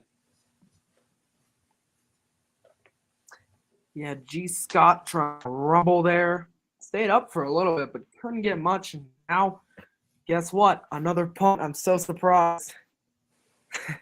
Well, it's in the range that Ohio State could go for it or could line up for a field goal, but the offense of Will Howard is out there. And like you said, they are going to go for it in a critical, pivotal moment in this game. And there may be some laundry on the field or a timeout, and Texas will call their first timeout of the half. 9:50 left to go in the fourth quarter. Folks, you got a ball game at the Cotton Bowl Classic. All right. I like the Command Center cast. I've never seen the Command Center. It's fire. Really? It actually gives you like all the stats. Yeah, I've never seen cool. it. Yeah, I saw it earlier in the playoffs, but I haven't seen it before then. It's Hey, kind guys. of like the normal broadcast combined with like a sort of all 22 cam, and then stats Yeah. at the bottom. Yeah, it's cool. But I What know were you one gonna say, thing. Connor? According to this commercial, if it's COVID, pack's loaded. Pax loaded. Oh, I'm getting a pet food commercial. Me Yeah, too. that's- Hills, pet food. The Hills. Oh, he Just made the putt. diet. Oh, he missed the putt. I thought he made it. God. And he made You're it. watching a putting game? No, that's what's on this Paxlovid commercial. Old people Invesco talking? QQQ. If it's I'm in COVID, the Invesco Paxlovid. QQQ ad with the robot. Yeah, I just delivered something. The Yeah, future Okay. is scary. the future is scary. Not investing in it is. Okay, people that are in the comments or the chat, what's the best pizza that you can buy at a store and put in the oven? What's the best pizza that's out there? Go. Oh, Trader Joe's pizza is elite. Okay. It's may not be as well known, but I will eat like a whole pizza in one sitting. Tony's Pizza is unbelievable. I love it. I love Tony's Pizza. And I don't care what anybody says, it's good. Trader Joe's Donnie? is top tier. I don't think I'm qualified to talk about pizza. I will not be revealing my preferred pizza. I don't want to Okay. cause any All right. chaos. Okay. I'm getting a little bit of lag here, but that's all right. So 4th down and 2, pivotal moment in this game. Ohio State inside Texas territory. If you're the Buckeyes, you're desperate to get a first down here. Yes, absolutely. You know you want it. And are you going to punt here? It looks like they are going to go for it. 23 of 32, 281, a touchdown and a pick for Howard. It's had a good game, Gavin. So here we go. It's going to be a big play here. The line to gain is the 32, 4th down and short. They're going for it in Texas territory. And here we go. Play clock below 15. Howard. He's going to take it on the quarterback run. Burst up the middle. Number 18 falls. And man, what a play there for the Buckeyes. And that's a first down and a lot more. I saw it late, and I was like, oh, my goodness. What a play by Will Howard running up the middle. Just falls at the end. You wonder if that was intentional or if he could have gone for 6. It looks like he maybe just intentionally slid there, guys. Yeah, designed QB run for Will Howard, just penetrating through the offensive line and then through the defensive line. Great gain. Will Howard, after the Mac Jones type play, gives it on the jet sweep. And he's going to get considerable yardage there, about 8 yards inside the 10-yard line for the Buckeyes. And there is a Texas Tech fan I saw. He had a Red Raiders uniform on instead. But now, 2nd down and 2 in the 4th quarter, 8:41 left to go in this huge game. Remember, winner goes to the national championship to face Notre Dame. Yeah, the stakes are huge, and every moment matters more and more as the clock ticks down. Here's the run, bounces it to the outside, and he's going to be tackled at the 2-yard line. The Buckeyes yet again get the first down. They're on the left hash. This is going to be huge, no matter how many points the Buckeyes can put up. Yeah, really good run there to get it to the 2-yard line, and hopefully now Ohio State, for their sake, can score and go up on Texas here. More like for Conley's sake. And here we go, 1st down and goal. Here's the run with the quarterback, and he may have gotten in. He looked like he was just an inch short. I don't think he got in. Yeah, it looks like they stuffed him. That's the 12th play of the drive. 87 yards they've gone to get down to the 1-yard line with 2nd and goal.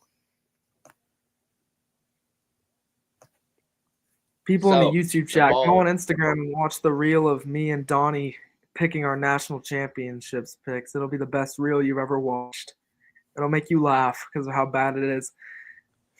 Here we go. Here's the play straight up the middle, and it's a touchdown. The Buckeyes take the lead back.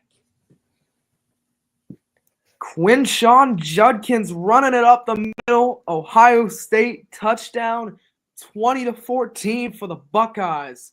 And Brutus, you know he's celebrating. See that Texas fan in the stands? He looks so sad. Boo-hoo, buddy. As Ohio State goes up 20-14 on Texas with 7:02 to go. Quinn Ewers right now wishing he was still a Buckeye. 20-14 before the extra point. Texas has 7:02 to put up 6 points and make it 7 after the extra point, which goes right down the middle. A one-score game with 7:02 left to go in the game. The Buckeyes have the lead. And on this play, Will Howard, he almost had 6. He looked like he was overrunning there, sprinting, and lost his balance. But a great play there from 18 on that replay. And then on this play at the goal line, Quinshawn Judkins just went straight through the tacklers and shows his physicality to put up 6. Yeah, really good run by Quinshawn Judkins. 7:02 to go. And the Ohio State fans are hyped up right now. Some Bama fans might even be happy about it. Watching Texas go down. Michigan fans, I know, are not very happy about Ohio State winning the game right now. Penn State fans definitely aren't happy about what happened last night and what's going on right now. Right now it's Ohio State and Notre Dame in the national championship. We will see what goes down If in the these game final 7 ended now. minutes. Yeah. And here we go. Here's the kickoff, which will go into the end zone. Quinn Ewers enters the ball game and leads the Texas offense out in a game-deciding drive. 7 points down. The Texas Longhorns have shown that they can fight through adversity. So have the Buckeyes after losing to Michigan in their final game of the regular season and then turning it on in the playoffs. Now, Texas in the pivotal game. Here's the snap. Ewers in an empty backfield, throws to his check down, and there's a good play for the Longhorns. Here's a man that we haven't seen much. It's Gunnar Helm on that play. Yeah, Texas, if they can't cash in on this drive, Ohio State has shown they can run down the clock if they need to. So, very crucial drive. There's the play out to the far side, and there's number 23, Jaden Blue. Haven't seen much of him today, except for on a couple big plays, and he gets the first down on this one. Yeah, 2 touchdowns for Jaden Blue today. Nice to see him get involved on one of those short passes. Haven't seen him anywhere except for in the red zone. He's only got 14 rush yards, guys. He's back in the backfield right now, though. Here's the play fake. Ewers throws to Helm yet again. Down the field, inside the 30, and stiff arms a man to Saturn on that one. A flag is on the field, though.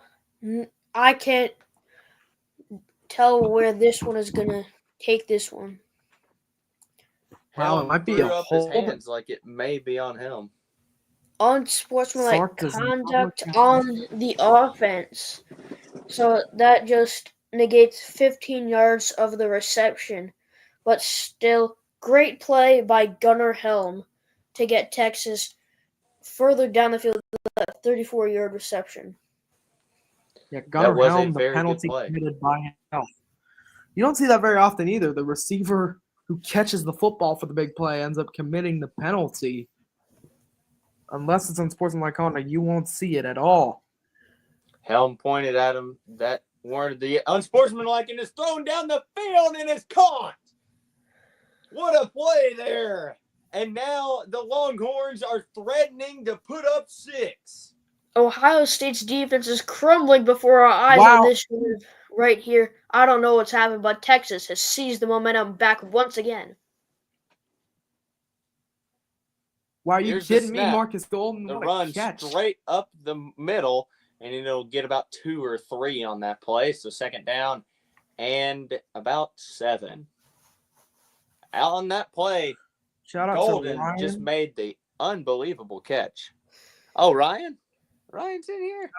Shout out to Ryan in the chat. Yo, Ryan. Ryan with the 5 gifted. Looking like queso up here, but here we go. Second down and 8 for the Longhorns. Here's the snap. Ewers throws to his check down, and he's got a man inside the 10. Again, that's number 26. Wisner getting down the field for the Longhorns, and it'll be third down. Yeah, the short receiving game for the running backs has been crucial, especially in the tight areas. Both touchdown catches by running back Jaden Blue. And then nice catch there, and many good catches by Wisner throughout this one. So Wisner is still on the field for the Texas Longhorns inside the red zone at the 6-yard line. And Ewers making changes with 4:15 left to go in the game. It snuck up on me. And here we go. Third down and 3. Here's the snap. He drops back to pass, throws, and there's a flag on the field. Man is tripped up, and Ewers is blown up in the backfield after throwing that one. Yeah, pass interference on the defense in the end zone. They got the receiver tangled up, smushed him to the ground. First and goal for the Longhorns. That was a crucial play the Bucks could have had. Kidding me. Another self-inflicted penalty. How many of those have we seen tonight?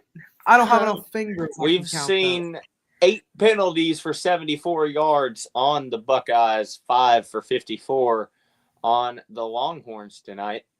I'm running out of fingers. It's first and goal. Count the penalties. I don't have 13 fingers. I can't count that many penalties. Here's the snap. The play fake, and there's another flag on the Buckeyes as the run play action up the middle was thrown, and now it's another pass interference on the Buckeyes. Yeah, a bit too touchy in the end zone by this Bucks defense. Ohio State cannot get out of their own way this game. Just pushing and shoving way too much. This rate doesn't feel like they deserve to win this game, does it, with all the penalties? I mean, are you kidding me? He could have guarded Marcus Golden without grabbing him there. Yeah. So there's 2 penalties in 2 plays. Now the Longhorns have the ball inside the 2-yard line, and they shift into the I formation. Here's the run straight up the middle, and he's going to be stopped. Great job there by Ohio State. Jarek Gibson on the carry. We haven't heard that name tonight. Third running back. First carry goes nowhere.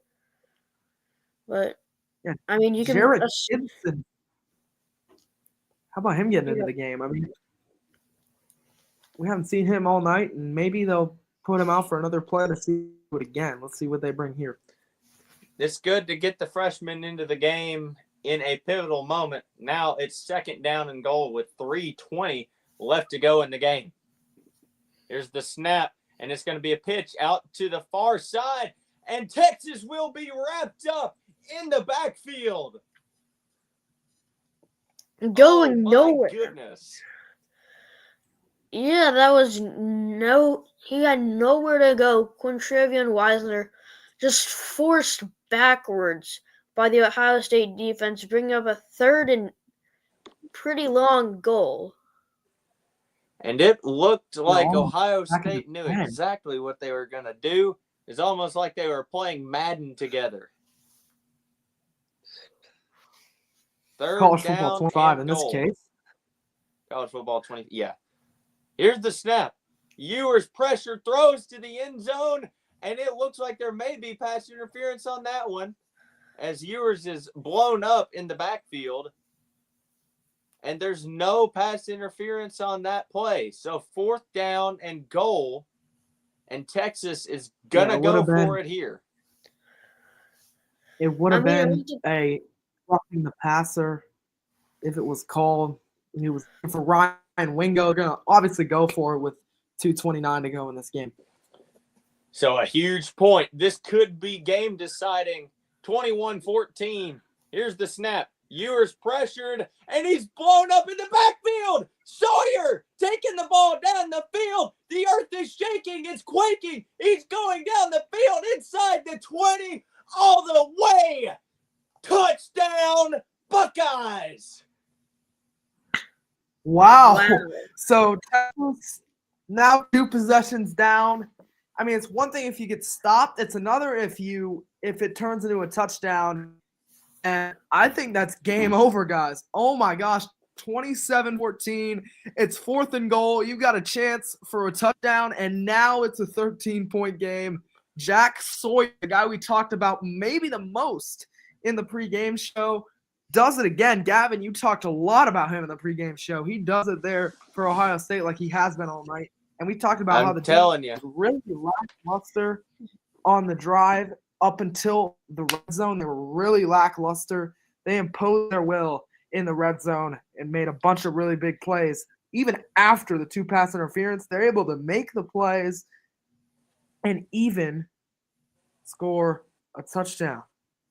So they won't review it for not being a fumble.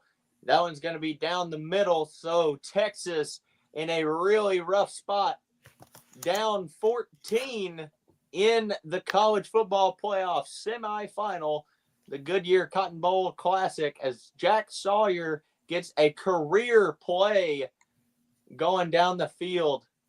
Wow. Devastation at its finest for Longhorns fans. And Ryan Day lost his mind on the sideline. Yeah, so Ohio State looking to make their first national championship since 2021 when Justin Fields was the quarterback. Couldn't do it with C.J. Stroud. And he got beat by the number 1 team in the country, Alabama Crimson Tide, 52-24, with Nick Saban's final championship being with the Tide in that year. Had to throw that in there, Conley. So Okay, that's the shade you're going to throw at me. Okay. yeah, you I'll threw bring the up the Vanderbilt Vandy thing, answer. so yeah. Zeke said now the Tide. Hey. Of course he said that.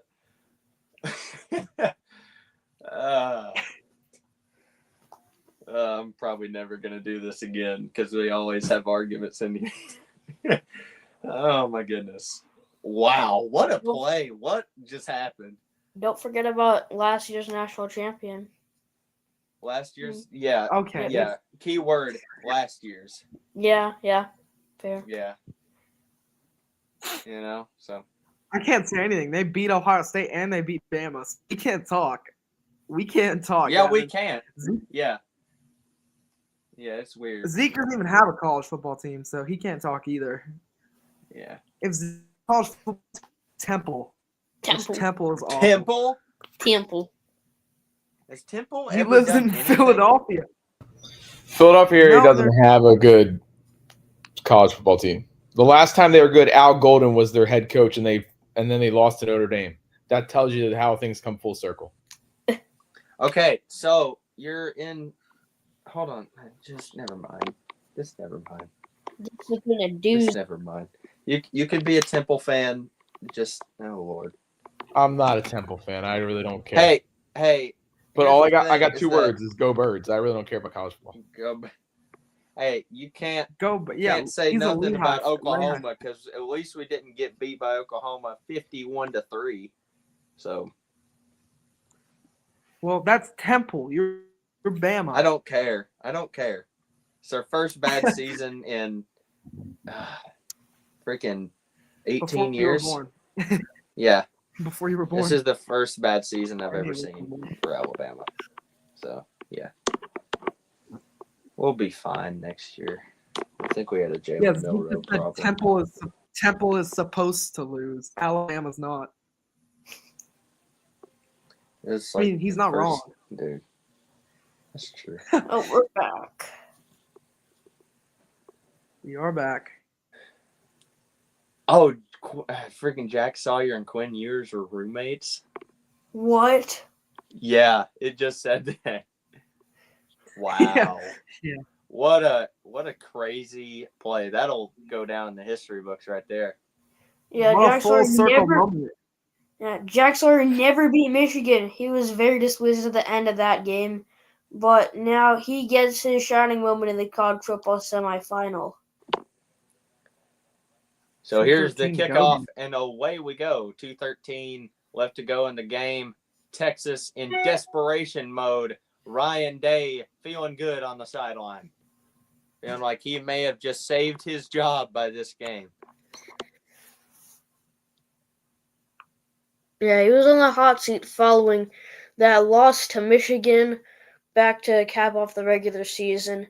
But now they've dominated the first two games of the college football playoff. This one's been a bit closer, but Ohio State opened it up with that 83-yard fumble return touchdown, last possession by none other than Jack Sawyer. So here's the snap. Ewers, he's going to throw, and he's going to be blasted after catching that one. Number 23, Jaden Blue, catching that one for just a little bit of yards. And that will bring us to the 2-minute timeout. Buckeyes up big, 14-point lead, 28-14 as we go to the 2-minute timeout. And here's another freaking commercial. Yeah. Man, don't you love it having two commercials in a row? Isn't it so awesome? Are they It's actually gonna going happen. commercial? They might. I don't know. Oh, yep, now they. Yep. And the freaking Popeyes again. Love that chicken. Hold on. Popeye. Let's see how much Instagram is freaking blowing up right now. I Hold haven't on. seen Instagram comments. There's a Drew Hour thing. Oh, that's not. Okay, hold on. Let's refresh. Check Yep, there it hours. is. Check hours. Yep, there it is. Jack Sawyer headed down the sidelines. What?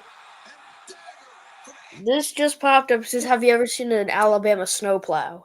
I know they're not in Alabama. Oh but- my gosh, dude! They put a they put a freaking dumpster in front Yeah. of like a Kubota vehicle. Gavin, you should check the live stream on Instagram and see how many comments there are. Probably 0. Probably. Okay, let's see. So on the. Oh my gosh, this one's still. Let's see. We got 2 people. The person that's watching this one, shout out to you on the. Oh, what's up, Donnie? Okay, you dingus. Okay, and then the play-by-play camps one. Let's see. Jonah's probably watching somewhere. Jonah, if you're out there, I'm sorry for the comment earlier about the Packers. I stand by it. It'd be crazy if y'all ended up losing this game, though. There's like 2 minutes left. We're not gonna lose it. Okay, now I really hope you guys will. Oh my gosh. Do you understand how funny that would be?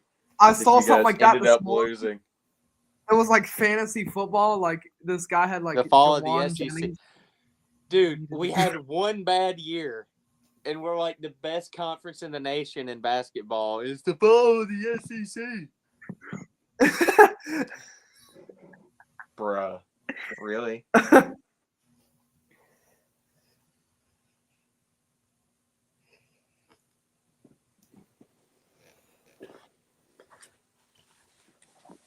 Oh, Lord. All right. And we're back. You guys ready? Unfortunately. I still got a BK in that. Yep, we're back. All right. Here we go. 2nd down and 4. The Longhorns have the ball back with 2 timeouts left to go. Quinn Ewers in desperation mode at this point. Empty backfield for the Longhorns as expected, trying to get the ball down the field. Here's the snap. Ewers pressured. He's rolling out to the near side and throws to the sideline. It's going to be incomplete after trying to get that one caught. So 3rd down and 4. Texas just needs to Third and be four. aggressive now. Just chuck it downfield, get a big gain. They don't convert on this drive, game is over. Pretty much. It Pretty looks much over like right now, the but game is pretty much over now. And Quinn Ewers has the ball, the game in his hands. He throws over the middle, intercepted. Caleb Downs will seal this one for the Buckeyes. Caleb Downs, the old Tide. With the interception. He seals it for the Buckeyes. Still a minute 44 left. I take it they're probably going to kneel because Texas, no point in using timeouts. I mean, you're gone. So Ohio State has won 28-14 your score in the Goodyear Cotton Bowl. It really wasn't as close as the score even. It looked like Ohio State Texas, had control of the game throughout the entire game. Yeah, Texas had so many punts. Yeah, it was back and forth, back and forth, back and forth. I think it was like 13 punts in the whole game combined. Not exactly what we expected, but still Ohio State put up 28. Here's the snap, the run straight up the middle, and he's going to burst for yardage, may even get a first down. And that will end this game on a good run there. Number 4 for the Buckeyes. Wow. Or number 1 for the Buckeyes, excuse me. The Buckeyes are going to the national championship. And just mind you, the Buckeyes are undefeated in new playoff formats whenever it comes to the playoffs. So last time a new playoff happened, it was the year that Ezekiel Elliott was at the Buckeyes. Now, Ohio State has a chance to do it again. Here's the snap. The quarterback sneak will end it. 28-14 will be your final, as I'm sure the Ohio State Buckeyes will knee this one out. Under 40 seconds almost. What an unbelievable game. Ohio State goes on to play the Notre Dame Fighting Irish in the national championship. And Jack Sawyer will go down as one of the players of the game. His Cotton Bowl patch is falling off, and there it is. The Ohio State Buckeyes are going to the national championship for the first time since 2021. Being the 8th seed in this tournament. They have done it. Good win for the Buckeyes. I mean, and now Texas we will start. Texas going to put the drives together when they. We've had problems with it all night. We keep talking over each other. We're sorry. Texas just couldn't put the drives together when they needed it. Stalled out on offense, could not get the third downs. And then when they had their best shot for the second and goal on the 1-yard line, they botched it and then fumbled it back for that return that sealed it practically for Ohio State. All right, Zeke says to start the postgame show. Who wants to host it? No matter. I said to start it like 5 minutes ago. I'll host it. Welcome to the Student Sports Network College Football Postgame Show. Ryan Day and the Ohio State Buckeyes are going to the national championship against Notre Dame. What do you think the key is for them to win that football game, the last one of the season, against the Fighting Irish? Yeah, for Ohio State to win, they just need to do what they've been doing. Continue with their high-octane passing attack, mix in the run, and play stellar defense as they have this whole year. They found their winning formula after that game to end the regular season. But now they're hitting their stride against another team who's hitting their stride in Notre Dame. It's going to be whoever executes the simple stuff better, they'll be the national champion. Yeah, absolutely. I think with Ohio State, they are a more offensive cultured team. Ohio State is a very explosive football team, and both of these teams are not from the top 4 seeds. And I'd like to take note of that. These teams were not conference champions. However, they are both going to the national championship. Ohio State making people turn heads to their offense, who was absolutely on fire in the first 2 games. This game, Jack Sawyer coming up big at the end for Ohio State in the big stage. So Ohio State on the defensive line, they've shown that they can do it. If they want to beat Notre Dame, they got to keep that up. All right, last thing. All 3 of us are going to give score predictions. Gavin, you go first. Donnie, you go second. I'll go last. For Notre Dame versus Ohio State in the national championship, I think that this will be a good game. However, I believe that the Notre Dame Fighting Irish will go down in the national championship. Give me the Buckeyes winning 35-14. Wow. For no rhyme or reason, just first thing I think of right now, based off of what I've seen from both of these teams pretty recently. Notre Dame's a new team since that early season loss, and Ohio State's completely revamped during the playoffs. But I have the Fighting Irish winning the first 12-team national championship, their first in a long time. I'll give it 27-22. I'm going to go with the Buckeyes beating the Fighting Irish 28-24. Thank you guys for watching tonight, the live stream. For Gavin Strickland and Donnie Weber, I'm Conley Tripp. Thank you to the one person on YouTube. Let's go. I think that's my dad. So